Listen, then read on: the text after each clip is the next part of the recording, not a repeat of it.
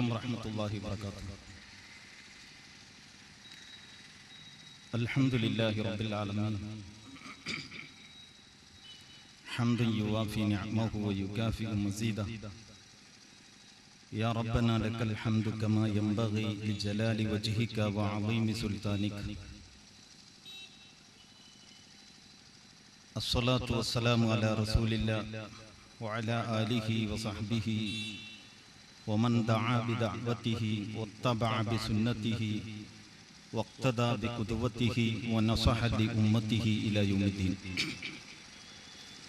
إن أريد إلا الإصلاح ما استطعت وما توفيقي إلا بالله عليه توكلت وإليه أنيب. ബഹുമാന്യരായ നാട്ടുകാരെ,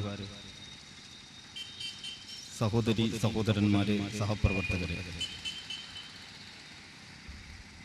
അല്ലാഹു സുബ്ഹാനഹു വ തആല നമ്മെ എല്ലാവരെയും അനുഗ്രഹിക്കുമാറാകട്ടെ. ജമാഅത്തെ ഇസ്ലാമി എന്ന പേരിൽ നമ്മുടെ ഈ രാജ്യത്ത് കഴിഞ്ഞ 60-ലേറെ വർഷമായി പ്രവർത്തിച്ചു കൊണ്ടിരിക്കുന്ന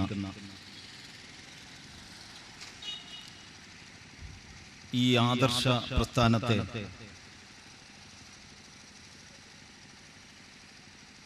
അടുത്തറിയുവാനും മനസ്സിലാക്കുവാനും അവസരം ഉണ്ടാക്കണമെന്ന ഉദ്ദേശത്തോടുകൂടി ഈ പ്രദേശത്തെ അതിൻ്റെ പ്രവർത്തകരും അനുഭാവികളും അഭ്യുദയകാംക്ഷികളും ഒരുക്കിയിട്ടുള്ള ലളിതമായ ഒരു പൊതുസമ്മേളനമാണിത് എന്ന് നിങ്ങൾക്കറിയാം. അതിൻ്റെ തന്നെ ഭാഗമായി മഗ്രിബ് നമസ്കാരത്തിന് മുമ്പ് സാമാന്യമായി ജമാഅത്തെ ഇസ്ലാമിയെ പരിചയപ്പെടുത്തുന്ന ഒരു പ്രസംഗം നിർവഹിക്കപ്പെട്ടു കഴിഞ്ഞിരിക്കുന്നു. അതിൻ്റെ തുടർച്ചയായിട്ടുള്ള ഈ സംസാരത്തിൽ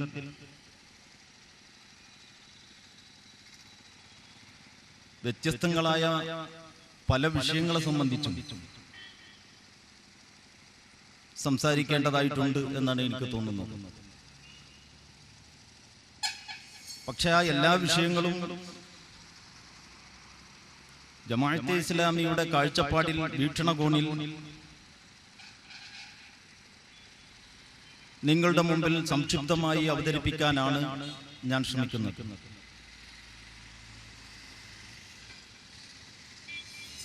നമ്മുടെ രാജ്യത്ത് നമുക്കെല്ലാവർക്കും പരിചയമുള്ള ഒരു സമ്പ്രദായം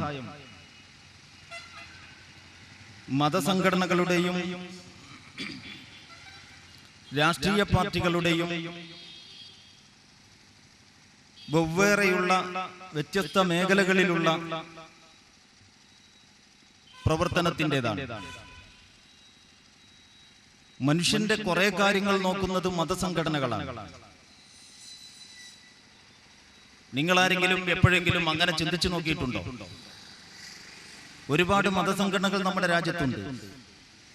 ഇവിടെ ഈ സദസ്സിൽ പ്രായം ചെന്ന ആളുകളുണ്ട്. അവരോട് നിങ്ങൾ അന്വേഷിച്ചു നോക്കിയാൽ നിങ്ങൾക്ക് മനസ്സിലാക്കാൻ പറ്റും, ഒരു 50 കൊല്ലം മുമ്പ് ഇന്ത്യ രാജ്യത്ത് ഇത്രയധികം മതസംഘടനകളില്ല. വളരെ കുറച്ച് മതസംഘടനകളെ ഉള്ളൂ. ഞാൻ പറയുന്നത് മുസ്ലിം മതസംഘടനകളെ സംബന്ധിച്ച് മാത്രമല്ല, ഹിന്ദു സമൂഹത്തിൽ ആധ്യാത്മികമായ കാര്യങ്ങളിൽ ഏർപ്പെട്ടുകൊണ്ടുള്ള ഇത്രയധികം കേന്ദ്രങ്ങളും മതസംഘടനകളും ആത്മീയ ആചാര്യന്മാരും ആണും പെണ്ണുമായിട്ടൊക്കെയുള്ള ആൾ ദൈവങ്ങളുമൊന്നും ഇത്രയേറെ ഉണ്ടായിരുന്നില്ല. ക്രൈസ്തവ സമൂഹത്തിലും അങ്ങനെ തന്നെയാണ്. അവരുടെ മതപരമായ കാര്യങ്ങളും രോഗശാന്തി ശുശ്രൂഷകളും സുവിശേഷ പ്രസംഗങ്ങളും അതുപോലെയുള്ള കാര്യങ്ങളും ആത്മീയമായ അവരുടെ ആ പൗരോഹിത്യജന്യമായ പ്രവർത്തനങ്ങളും ഇന്നീ കാണുന്നത് പോലെ നിങ്ങൾക്ക് കാണാൻ കഴിയുമായിരുന്നില്ല ഒരു 50 വർഷം മുമ്പ്. മുസ്ലിം സമുദായത്തിന്റെയും വിഷയം അങ്ങനെ തന്നെയാണ്. പള്ളികൾ മുതൽ പാഠശാലകൾ വരെയുള്ള മതപരവും അല്ലാത്തതുമായ മുസ്ലിം സമുദായത്തിന്റെ സ്ഥാപനങ്ങൾ, ആ സ്ഥാപനങ്ങൾ നോക്കി നടത്തുകയും മതപരമായ കാര്യങ്ങൾക്ക് നേതൃത്വം നൽകുകയും ചെയ്യുന്ന മതപണ്ഡിതന്മാരും അതുപോലെയുള്ള ആളുകളും ഇത്ര നിങ്ങൾക്ക് കാണാൻ കഴിയുമായിരുന്നില്ല. ഇന്നൊരു മിനി ബസ്സിൽ കയറിയാൽ ഒരു 4-5 മതപണ്ഡിതന്മാരുടെ വേഷമണിഞ്ഞ ആളുകളെ കാണാൻ പറ്റും. അത്രയും ആളുകൾ ഇന്ന് സുലഭമാണ്. എല്ലാ പ്രദേശത്തും അങ്ങനെയാണ്. മുമ്പ് ഒരു ഗ്രാമത്തിൽ ഒരു മതപണ്ഡിതനെ ഉണ്ടായിരുന്നുള്ളൂവെങ്കിൽ ഇന്ന് ഗ്രാമത്തിൽ സാധാരണക്കാർ കുറവാണ് എന്ന മട്ടിലാണ് കാര്യങ്ങളുടെ പോക്ക്. ഇത് നല്ലതോ ചീത്തയോ എന്നതല്ല ഇപ്പോഴത്തെ എന്റെ വിഷയം. ഞാൻ പറയാൻ പോകുന്നത് എന്താണ് എന്ന് ശ്രദ്ധയോടെ കേൾക്കേണ്ടതാണ്. നമ്മുടെ രാജ്യത്ത് കുറെ കൊല്ലങ്ങൾക്ക് മുമ്പ് ഇത്രയധികം മതപരമായ കാര്യങ്ങളും മതപണ്ഡിതന്മാരും ഉണ്ടായിരുന്നില്ല എന്നാണ് ഞാൻ പറഞ്ഞിട്ടുള്ള ഒരു കാര്യം. പക്ഷേ ഇപ്പോ സുലഭമായിട്ട് മതസംഘടനകളും മതപ്രഭാഷണങ്ങളും പരിപാടികളുമുണ്ട്. ചെറുതും വലുതുമായ ഒരുപാട് സമ്മേളനങ്ങളുണ്ട്. നിരന്തരം ജനങ്ങളോട് സംവദിച്ചു കൊണ്ടിരിക്കുകയാണ് മതത്തിന്റെ സ്റ്റേജിൽ നിന്ന്. ഇത് മതത്തിന്റെ കാര്യം മാത്രമല്ല. കുറെ കൊല്ലങ്ങൾക്ക് മുമ്പ് ഇത്രയധികം രാഷ്ട്രീയ പാർട്ടികൾ ഉണ്ടായിരുന്നില്ല. ഇന്ന് രാഷ്ട്രീയ പാർട്ടികൾ ഇംഗ്ലീഷ് അക്ഷരമാലയിലെ എല്ലാ അക്ഷരങ്ങളും ഉപയോഗിച്ച് കഴിഞ്ഞിരിക്കുന്നു. അതിന് മാത്രം രാഷ്ട്രീയ പാർട്ടികളുണ്ട്. ഈ രാഷ്ട്രീയ പാർട്ടികൾക്ക് രാഷ്ട്രീയമായ ദൗത്യമുണ്ട്, ലക്ഷ്യമുണ്ട്, കർമ്മ പരിപാടികളുണ്ട്. ഇങ്ങനെ ഒരുപാട് രാഷ്ട്രീയ പാർട്ടികളും ഇന്ന് പലതും പിളർന്നും തളർന്നും വളർന്നും അങ്ങനെയൊക്കെ കൂടി പല കോലത്തിൽ വളരെ സജീവമായിട്ട് ഈ രാഷ്ട്രീയ പാർട്ടികളും പ്രവർത്തിച്ചു കൊണ്ടിരിക്കുന്നു. നിങ്ങൾ ഈ മതസംഘടനകളോടോ അല്ലെങ്കിൽ രാഷ്ട്രീയ പാർട്ടികളുടെ നേതാക്കന്മാരോടോ ചോദിച്ചിട്ടുണ്ടോ നിങ്ങൾ എന്തിനു വേണ്ടിയാണ് പ്രവർത്തിക്കുന്നത് എന്ന്? തെരഞ്ഞെടുപ്പ് വരുമ്പോൾ നിങ്ങൾ അങ്ങോട്ട് ചെന്ന് ചോദിക്കേണ്ട, അവരിങ്ങോട്ട് വന്ന് നിങ്ങളുടെ വീട്ടിൽ വന്ന് നിങ്ങളെ കണ്ടു പറയും അവരെന്തിനാണ് പ്രവർത്തിക്കുന്നത് എന്ന്. മതസംഘടനകളും നമ്മളോട് അവരെന്തിനു വേണ്ടി നിലകൊള്ളുന്നു എന്ന് പറയാൻ ഒരുപാട് പരിപാടികൾ നടത്താറുണ്ട്. ഗ്രഹസമ്പർക്ക പരിപാടികളുണ്ട് മതസംഘടനകൾക്ക്. എല്ലാ മതസംഘടനകൾക്കും സ്വന്തമായിട്ട് ഓഫീസുകൾ, ലെറ്റർ ഹെഡുകൾ, സീലുകൾ, സ്റ്റാമ്പുകൾ, കൊടികൾ, മുദ്രാവാക്യങ്ങൾ, ജനസമ്പർക്ക പരിപാടികൾ, പൊതുസമ്മേളനങ്ങൾ, വമ്പിച്ച മഹാസംഗമങ്ങൾ എല്ലാം ഉണ്ട്. ഇതുപോലെ രാഷ്ട്രീയ പാർട്ടികൾക്കുമുണ്ട്. ഗ്രഹാങ്കണ യോഗങ്ങളും അയൽക്കൂട്ടങ്ങളും തുടങ്ങി വമ്പിച്ച സംഗമങ്ങൾ വരെ വലിയ വലിയ ജനമുന്നേറ്റങ്ങൾ ഉൾപ്പെടെ ധാരാളം പരിപാടികൾ ഈ രാഷ്ട്രീയ പാർട്ടികൾക്കുമുണ്ട്. ഈ മതസംഘടനകളുടെ നേതാക്കന്മാർക്ക് അങ്ങനെ വിശ്രമമില്ല. നിങ്ങളൊക്കെ നിങ്ങളുടെ വീടുകളിൽ കുട്ടികളോടും ഭാര്യമാരോടും ഒത്ത് കഴിയുന്നത് പോലെ സുഖസുന്ദരമായിട്ട് ഈ മതസംഘടനകളുടെ നേതാക്കന്മാർക്ക് വീട്ടിൽ കഴിയാൻ സമയമില്ല. അവർ കാസർഗോഡ് മുതൽ തിരുവനന്തപുരം വരെ ഓടടാ ഓട്ടമാണ്. ഏതാണ്ട് എല്ലാ ദിവസവും അവർ പരിപാടികളിലും പ്രഭാഷണങ്ങളിലുമാണ്. വലിയ തിരക്കിലാണ് ചുരുക്കി പറഞ്ഞാൽ അവരുള്ളത്. തീരെ വിശ്രമമില്ലാത്ത ഒരു ജീവിതമാണ് അവരുടേത് എന്ന് നിങ്ങൾക്ക് നോക്കിയാൽ കണ്ടെത്താൻ പറ്റും. ഇനി നിങ്ങൾ രാഷ്ട്രീയ നേതാക്കന്മാരെ പറ്റി ആലോചിച്ച് നോക്കൂ. അവർക്കും തീരെ വിശ്രമമില്ല. അവരും വളരെ തകൃതിയായ ശ്രമങ്ങളിലാണ്. നിരന്തരം ചെറുതും വലുതുമായ സമ്മേളനങ്ങളിലും അതുപോലെയുള്ള പരിപാടികളിലും അവരും ഏർപ്പെട്ടിരിക്കുന്നു. ഇത്രയുമൊക്കെ സംഭവങ്ങൾ ഈ രാജ്യത്ത് നടക്കുമ്പോൾ ഒരു 50 കൊല്ലം മുമ്പ് നേരത്തെ ഞാൻ പറഞ്ഞു, ഇത്രയധികം മതസംഘടനകളോ മതപരമായ പരിപാടികളോ ഇല്ല. ഇത്രയധികം തെക്കുവടക്കുള്ള ഈ നേതാക്കന്മാരുടെ ഓട്ടമില്ല. ഇത്രയധികം പ്രഭാഷണങ്ങളില്ല. ഇത്രയധികം സലാത്ത് വാർഷികങ്ങൾ, ദുആ സമ്മേളനങ്ങൾ, രോഗശാന്തി ശുശ്രൂഷകൾ, അഖണ്ഡനാമയജ്ഞങ്ങൾ യാതൊന്നുമില്ല. ഒരു സമുദായത്തിനകത്തും കാര്യമായിട്ട് ഇത്തരം പരിപാടികളില്ല 50 വർഷങ്ങൾക്ക് മുമ്പ്. അതുപോലെ തന്നെ രാഷ്ട്രീയ പാർട്ടികൾക്കും ഇത്രയധികം പരിപാടികളോ ഇതിലെ ഇത്രയേറെ നേതാക്കന്മാരോ ഇല്ല. പക്ഷേ നിങ്ങൾ ആലോചിച്ച് നോക്കൂ, ഈ 50 കൊല്ലങ്ങൾക്ക് മുമ്പ് ഈ നമ്മുടെ രാജ്യത്ത് താരതമ്യേന അതിന്റെ ധാർമ്മികമായ നിലവാരം, പരസ്പരമുള്ള മനുഷ്യർ, പരസ്പരമുള്ള ബന്ധം, പരസ്പരമുള്ള സ്നേഹം, പരസ്പരമുള്ള ആദരവ്, പരസ്പരമുള്ള അംഗീകാരം എല്ലാം ഇന്നത്തേതിനേക്കാളും നല്ല രീതിയിലായിരുന്നു എന്ന് നിങ്ങൾക്ക് കണ്ടെത്താൻ പറ്റും. അതായത് ഇവരെല്ലാവരും കൂടി ചികിത്സ തുടങ്ങിയപ്പോൾ നമ്മുടെ പ്രശ്നങ്ങൾ മാറുകയല്ല, നമ്മുടെ പ്രശ്നങ്ങൾ വർദ്ധിക്കുകയാണ് ചെയ്തിട്ടുള്ളത് എന്ന് കാണാവുന്നതാണ്. അപ്പോൾ ഈ മതസംഘടനകൾ എന്താണ് ചെയ്തുകൊണ്ടിരിക്കുന്നത്? ഈ രാഷ്ട്രീയ പാർട്ടികൾ എവിടെയാണ് ചികിത്സിച്ചു കൊണ്ടിരിക്കുന്നത്? മതസംഘടനകളുടെയും രാഷ്ട്രീയ പാർട്ടികളുടെയും ഈ ശ്രമങ്ങളും സാന്നിധ്യവും വർദ്ധിച്ചപ്പോൾ നമ്മുടെ പ്രശ്നങ്ങൾ വളരെയധികം കുറയേണ്ടിയിരുന്നു. നമ്മുടെ പ്രശ്നങ്ങൾ മുൻകാലത്തെ അപേക്ഷിച്ച് കുറയുകയല്ല, വർദ്ധിച്ചിരിക്കുകയാണ് ചെയ്യുന്നത്. പത്രങ്ങളിൽ നിരീക്ഷിച്ചാൽ നിങ്ങൾക്കത് കണ്ടെത്താൻ പറ്റും. ക്രിമിനൽ കേസുകളിൽ പെട്ടുകൊണ്ടിരിക്കുന്ന ആളുകളുടെ പേര് നോക്കിയാൽ മുസ്ലിം സമുദായത്തിന്റെ പ്രാതിനിധ്യം വളരെയധികം മുന്നിലാണ്. അവിടെ ഒരു കമ്മീഷന്റെയും ഒരു സംവരണത്തിന്റെയും ഒരു ആനുകൂല്യത്തിന്റെയും ആവശ്യമില്ല. ഒരു 4-5 ആളുകളെ പിടിച്ചിട്ടുണ്ടെങ്കിൽ അതിൽ 2, 3, 4 ആളുകൾ മുസ്ലിം സമുദായത്തിലെ നല്ല നല്ല ആ ഉത്തമ നൂറ്റാണ്ടിലെ ഉന്നതരായ സഹാബിവര്യന്മാരുടെ പേരുള്ളവർ. അവരിങ്ങനെ ഈ പോലീസ് സ്റ്റേഷനിൽ പണ്ട് ആമിർ ആ രാജകൊട്ടാരത്തിൽ ചെന്നിട്ട് നിന്ന നിൽപ്പ് ഇവരിപ്പോൾ നിൽക്കുന്നത് ഈ പോലീസ് സ്റ്റേഷന്റെ ലോക്കപ്പിന്റെ മുമ്പിലാണ് എന്ന് നിങ്ങൾക്ക് കാണാവുന്നതാണ്. എന്തുകൊണ്ട് ഈ സമുദായം ഇങ്ങനെയായി? ഇത്രയധികം മതസംഘടനകളും ഇത്രയധികം രാഷ്ട്രീയ പാർട്ടികളും രാവും പകലുമില്ലാതെ നമുക്ക് വേണ്ടിയിട്ട് ചെറുതും വലുതുമായ എല്ലാ പരിപാടികളുമായി മത്സരിച്ചു കൊണ്ടിരിക്കുമ്പോൾ എന്തുകൊണ്ട് മുസ്ലിം സമുദായത്തിനും നമ്മുടെ നാട്ടിന് പൊതുവിലും അതിന്റെ പ്രയോജനം ലഭിക്കാതെ പോയി എന്ന വളരെ പ്രധാനപ്പെട്ട ഒരു ചോദ്യമാണ് ഞാൻ ഈ സന്ദർഭത്തിൽ ഒന്നാമതായിട്ട് ഉന്നയിക്കാൻ പോകുന്നത്. അങ്ങനെ നിങ്ങൾ ആ ചോദ്യത്തെ കുറിച്ച് ചിന്തിച്ചാൽ നിങ്ങൾ കുറച്ചുകൂടി ആഴത്തിലേക്ക് ഈ വിഷയവുമായി ബന്ധപ്പെട്ട് എന്റെ കൂടെ വരണം. അപ്പൊ നിങ്ങൾക്ക് കാണാൻ പറ്റും, നമ്മൾ ഈ മതസംഘടനകളോട് ചോദിക്കണം, നിങ്ങൾ എന്തിനു വേണ്ടിയാണ് പ്രവർത്തിക്കുന്നത്? മതസംഘടനകൾ പറയും, ഞങ്ങൾ മനുഷ്യരുടെ അകം നന്നാക്കുവാനാണ് പണിയെടുക്കുന്നത്. അവരിടക്കിടക്ക് പ്രസംഗത്തിലും പ്രസ്താവനകളിലും ലേഖനങ്ങളിലുമായിട്ട് പറഞ്ഞുകൊണ്ടേയിരിക്കുന്നുണ്ട്, ഞങ്ങൾ രാഷ്ട്രീയത്തിലേക്കില്ല. രാഷ്ട്രീയക്കാർ ഇവരോടും എല്ലാവരോടും പൊതുവായിട്ട് ഉത്ബോധിപ്പിക്കാറുണ്ട്, നിങ്ങൾ മതത്തിന്റെ ആളുകളല്ലേ, നിങ്ങൾ രാഷ്ട്രീയത്തിലേക്ക് വരണ്ട. അപ്പൊ ഇവരങ്ങോട്ടില്ല എന്ന് ഈ മതസംഘടനകളുടെ ആളുകൾ പറഞ്ഞുകൊണ്ടിരിക്കുന്നു. നിങ്ങൾ അങ്ങോട്ട് വരണ്ട, നിങ്ങൾ ഇങ്ങോട്ട് വരണ്ട എന്ന് രാഷ്ട്രീയ പാർട്ടിയുടെ നേതാക്കന്മാർ അപേക്ഷിച്ചുകൊണ്ടിരിക്കുകയും ചെയ്യുന്നു. അപേക്ഷിക്കുക എന്ന പ്രയോഗമല്ല അവിടെ ഭംഗി, ഇവരോട് കൽപ്പിച്ചുകൊണ്ടിരിക്കുന്നു, നിങ്ങൾ രാഷ്ട്രീയത്തിലേക്ക് വരണ്ട എന്ന്. അപ്പോൾ നിങ്ങൾ എവിടെ പ്രവർത്തിക്കണം, ഞങ്ങൾ എവിടെ പ്രവർത്തിക്കണം? ഇത് നമുക്ക് രണ്ടു കൂട്ടർക്കും വളരെ കൃത്യമായിട്ട് വേർതിരിയേണ്ടതുണ്ട്. മതം എന്ന് പറയുന്നത് മനുഷ്യന്റെ സ്വകാര്യ ജീവിതവുമായിട്ട് ബന്ധപ്പെട്ടതാണ്. അതാണ് മതം എന്ന് പറയുന്നത്. അതുകൊണ്ട് ഞങ്ങളുടെ പ്രവർത്തനം മതനേതാക്കന്മാരോട് നിങ്ങൾ ചോദിച്ചാൽ, എല്ലാ സമുദായത്തിലെയും മതനേതാക്കന്മാരോട് നിങ്ങൾ ചെന്ന് ചോദിച്ചാൽ മതനേതാക്കന്മാർ പറയും, ഞങ്ങൾ പ്രവർത്തിക്കുന്നത് മനുഷ്യരുടെ അകം ശുദ്ധീകരിക്കുവാൻ വേണ്ടിയിട്ടാണ്. ഓരോ മനുഷ്യന്റെയും അന്തരംഗത്തിൽ പൈശാചികതയുടെ ഒരു പിടിവലിയുണ്ട്. മൃഗീയതയുടെ ഒരു തരം ഒരു തരം വിളയാട്ടമുണ്ട്. എല്ലാ മനുഷ്യരുടെയും അന്തരംഗത്തിൽ അങ്ങനെയുണ്ട്. വിശുദ്ധ ഖുർആനും പറയുന്നു, ഫഅൽഹമഹാ ഫുജൂറഹാ വനഫ്സിൻ വമാ സവ്വാഹാ ഫഅൽഹമഹാ ഫുജൂറഹാ വതഖ്വാഹാ. ഓരോ മനുഷ്യന്റെയും ഉള്ളിൽ ധർമ്മങ്ങളെ സംബന്ധിച്ച ഒരു ബോധനം നൽകിയിരിക്കുന്നു. അങ്ങനെ ഒരു അന്തസംഘർഷം ഓരോരുത്തരുടെയും ഉള്ളിലുണ്ട്. അതുകൊണ്ട് മതസംഘടനകളൊക്കെയും ജാതി മത വ്യത്യാസങ്ങളില്ലാതെ എല്ലാ വിഭാഗത്തിന്റെയും നേതാക്കന്മാർ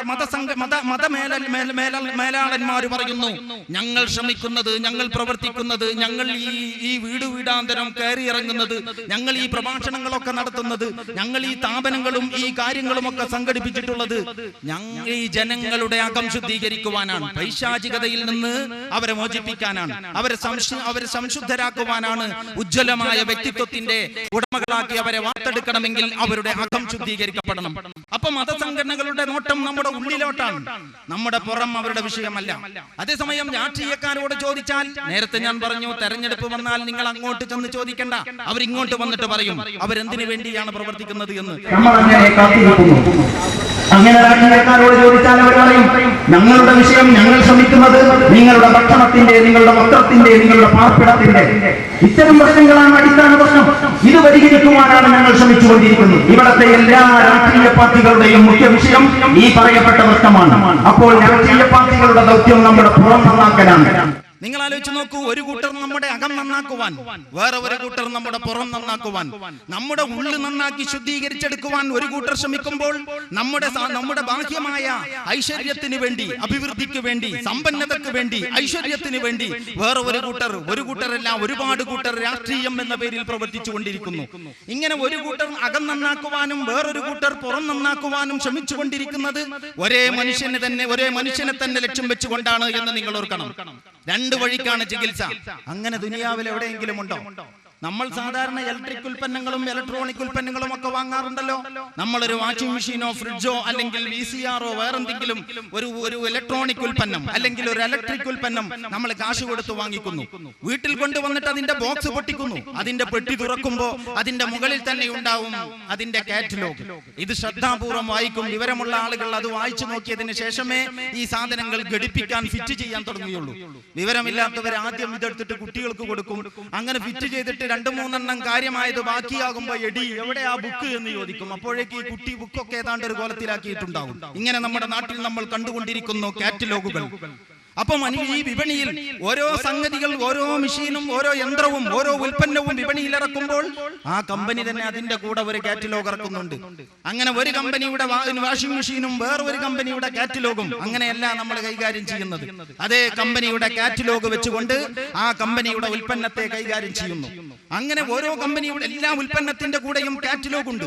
ഈ ദുനിയാവിൽ നിങ്ങൾ കാണുന്ന ഏറ്റവും അത്ഭുതസുന്ദരമായ ഒരു സൃഷ്ടി അല്ലെങ്കിൽ കണ്ടുപിടുത്തം, ഏറ്റവും വലിയ കണ്ടുപിടുത്തം, എല്ലാ കണ്ടുപിടുത്തങ്ങളുടെയും കാരണമായ കണ്ടുപിടുത്തം മനുഷ്യൻ എന്ന് പറയുന്ന ഈ അത്ഭുതസുന്ദരനായ ഈ ജീവിയാണ്. ആരാണോ ഈ മനുഷ്യനെ വിപണിയിൽ ഇറക്കിയത് ആ ശക്തി തന്നെ ഇതിന്റെ കൂടെ ഒരു കാറ്റലോഗും ഇറക്കിയിട്ടുണ്ട്. ഇതെങ്ങനെ ഈ ദുനിയാവിൽ ഫിറ്റ് ചെയ്യണം, ഇതെങ്ങനെ കൈകാര്യം ചെയ്യണം, ഏതൊക്കെ കാര്യങ്ങൾ എങ്ങനെയൊക്കെ വ്യവഹരിക്കണം, അതിനാണ് ദൈവികമായ നിയമസംഹിത എന്ന് പറയുന്നത്.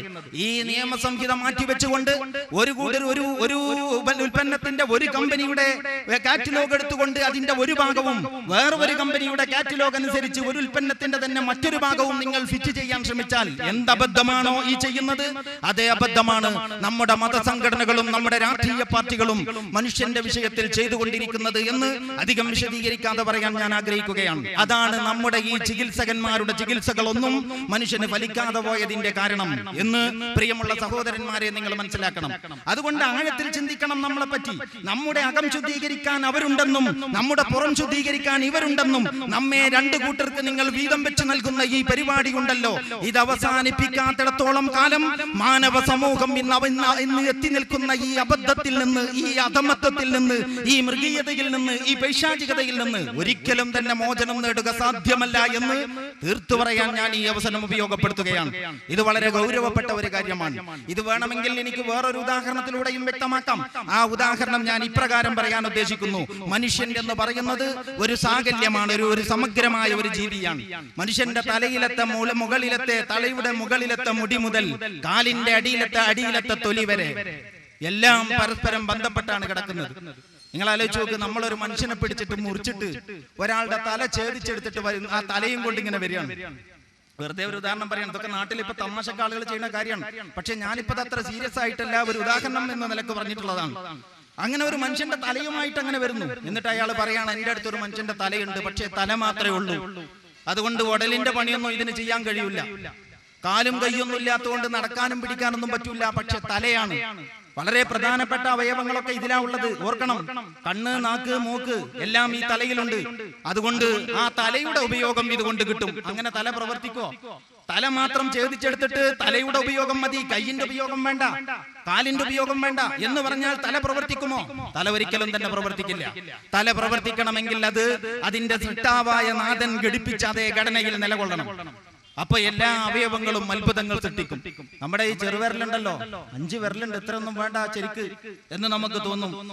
എവിടെയെങ്കിലൊക്കെ തട്ടി ഈ ചെറുവിരലിൽ ഒരു മുറിവുണ്ടായി നോക്കണം. നമ്മൾ വളരെ വളരെ നിസ്സാരമെന്ന് കരുതുന്ന ഈ ചെറുവിരലിൽ ഒരു മുറിവുണ്ടായി നോക്കണം. എവിടെ തൊട്ടാലും ആദ്യം തട്ടുന്നത് ആ മുറിവായിരിക്കും. അപ്പോഴാണ് നമുക്കറിയുന്നത് നമ്മുടെ നിത്യജീവിതത്തിൽ ഈ ചെറിയ വിരലിനുള്ള സ്ഥാനം. ഞാൻ എന്താണ് പറയാൻ പോകുന്നത് എന്ന് നിങ്ങൾ ആലോചിക്കണം. ഈ വിഷയത്തിന്റെ മർമ്മത്തെ കുറിച്ച് നിങ്ങൾ ചിന്തിക്കണം. അപ്പോഴാണ് ഇതിൽ നിന്ന് പാഠങ്ങൾ ഉൾക്കൊള്ളാൻ നമുക്ക് കഴിയൂ. അതായത് പടച്ച തമ്പുരാൻ മനുഷ്യനെ സൃഷ്ടിച്ച ഒരു ഘടനയുണ്ട്. ആ ഘടനയിലാണ് മനുഷ്യൻ നിലകൊള്ളുന്നതെങ്കിൽ എല്ലാ അവയവങ്ങളും പ്രവർത്തനക്ഷമമാണ്. ഒരാളുടെ കൈ മാത്രം ഛേദിച്ചെടുത്ത് കൊണ്ടുവന്നിട്ട് ഒരാൾ പറയാണ്, എന്റെ അടുത്തൊരു മനുഷ്യന്റെ കൈയുണ്ട്, കൈ മാത്രം ഇവിടെ നിന്ന് ഇങ്ങോട്ടുള്ളതാണ്. അത് നമുക്ക് ഇങ്ങനെ എന്തെങ്കിലും എടുക്കാനും പിടിക്കാനൊക്കെ ഉപയോഗിക്കാം. മറ്റു ഭാഗങ്ങളില്ലാത്തത് കൊണ്ട് മറ്റവയവങ്ങളുടെ ഗുണം കിട്ടൂല. കൈ മാത്രമേ ഉള്ളൂ, കയ്യിന്റെ പ്രയോജനം. അങ്ങനെ കൈ പ്രവർത്തിക്കുവോ? കയ്യാ മുറിച്ചെടുത്ത് കുറച്ച് കഴിയുമ്പോഴേക്ക് അത് നിർജീവമായി, പിന്നീട് അത് ഇരിക്കുന്നിടത്തോളം ദുഷിക്കും, അങ്ങനെ നാറും. പരിസരവാസികൾക്ക് പോലും പ്രയാസകരമാകുന്ന രീതിയിൽ ഒരു ശല്യമായിട്ട്, ചീഞ്ഞളിഞ്ഞ് ദുർഗന്ധം വമിക്കുന്ന ഒരു സാധനമായിട്ട് ഈ കൈ മാറും. അതേസമയം കൈ നാഥൻ ഘടിപ്പിച്ച അതേ ഘടനയിൽ നിലകൊള്ളുമ്പോഴോ വളരെയധികം ഉപകാരമുള്ള വിചിത്രമായ ഒരു അവയവമാണ് മനുഷ്യന്റെ കൈ എന്ന് പറയുന്നത്. ഇതുപോലെ തന്നെ ഈ മനുഷ്യന് വേണ്ടിയിട്ടാണ് പടച്ച തമ്പുരാൻ ഇസ്ലാം തന്നിട്ടുള്ളത്. ഈ മനുഷ്യൻ എന്ന് പറഞ്ഞാൽ തലയുടെ മുകളിലത്തെ മുടി മുതൽ കാലിന്റെ അടിയിലത്തെ തൊലി വരെ എല്ലാം നാഡീ നരമ്പുകളാൽ പരസ്പരം ബന്ധിതനായ ഈ മനുഷ്യനുണ്ടല്ലോ, ഛേദിച്ചു മാറ്റാൻ കഴിയാത്ത മനുഷ്യനുണ്ടല്ലോ, മുറിച്ച് വേർപ്പെടുത്തിയിട്ട് ഓരോ പീസായിട്ട് ഉപയോഗിക്കാൻ കഴിയാത്ത മനുഷ്യനുണ്ടല്ലോ, ആ മനുഷ്യന് വേണ്ടിയിട്ടാണ് അല്ലാഹു സുബ്ഹാനഹു വ തആല ദീനുൽ ഇസ്ലാം നൽകിയിട്ടുള്ളത്. അതുകൊണ്ട് തന്നെ ആ മനുഷ്യൻ ആ ദീനുൽ ഇസ്ലാമിനെ അങ്ങനെ തന്നെ സമീപിക്കണം. സമീപിക്കണം. എങ്ങനെ? ദൈവം എപ്രകാരം അതിനെ തന്നോ അപ്രകാരം അതിനെ നമ്മൾ ഉപയോഗപ്പെടുത്തണം. അതിൽ നിന്നൊരു കൂട്ടർ പറയുന്നു, ഞങ്ങൾ ഇസ്ലാമിന്റെ ആത്മീയതയാണ് പ്രധാനം. ആത്മീയതയാണല്ലോ എപ്പോഴും പ്രധാനം, അതുകൊണ്ട് ഞങ്ങൾക്ക് ഇസ്ലാമിന്റെ ആത്മീയത മതി. ഇസ്ലാമിന്റെ ആരാധനാ കാര്യങ്ങൾ ഞങ്ങൾ വളരെ നിഷ്ഠയോടെ ചെയ്യും. അതിന്റെ സുന്നത്തുകളുടെ അവസാനത്തെ ആ ബിന്ദുവിൽ വരെ വളരെ കൃത്യമായ നിലപാട് ഞങ്ങൾക്കുണ്ട്. അവിടെ ഞങ്ങൾ ഒരു വിട്ടുവീഴ്ചക്കും തയ്യാറില്ല. അത് വളരെ ചിട്ടയോടെ ഞങ്ങൾ ചെയ്യും. ആത്മീയമായ കാര്യങ്ങൾ, അതിന്റെ ദിക്റുകൾ, അതിന്റെ തസ്ബീഹുകൾ, അതിന്റെ തഹ്മീദുകൾ, അതിന്റെ പ്രാർത്ഥനകൾ, അതിന്റെ ഔറാദുകൾ, അങ്ങനെ എല്ലാം വളരെ കൃത്യമായിട്ട് ഞങ്ങൾ ചെയ്യും. പക്ഷേ ആത്മീയതയാണ്, ആത്മീയതയുടെ ഫലം മതി. അങ്ങനെ ആത്മീയത പ്രവർത്തിക്കില്ല. വേറൊരു കൂട്ടർ പറയുന്നു, ഞങ്ങൾ ഇസ്ലാമിന്റെ സാമ്പത്തിക വശം മാത്രം, അല്ലെങ്കിൽ ഇസ്ലാമിന്റെ രാഷ്ട്രീയ വശം മാത്രം, അല്ലെങ്കിൽ ഇസ്ലാമിന്റെ സാമൂഹിക നീതിയുടെ വശം മാത്രം, മറ്റു വശങ്ങൾ ഞങ്ങൾ ഇപ്പൊ ഉദ്ദേശിക്കുന്നില്ല. അതൊക്കെ പിന്നീട് ഇരിക്കട്ടെ. തൽക്കാലം അതിലേക്കൊന്നും പോകാൻ ഇപ്പോ നമ്മുടെ ഈ സാമൂഹ്യ ചുറ്റുപാട് അതിന് മാത്രം പാകപ്പെട്ടിട്ടില്ല.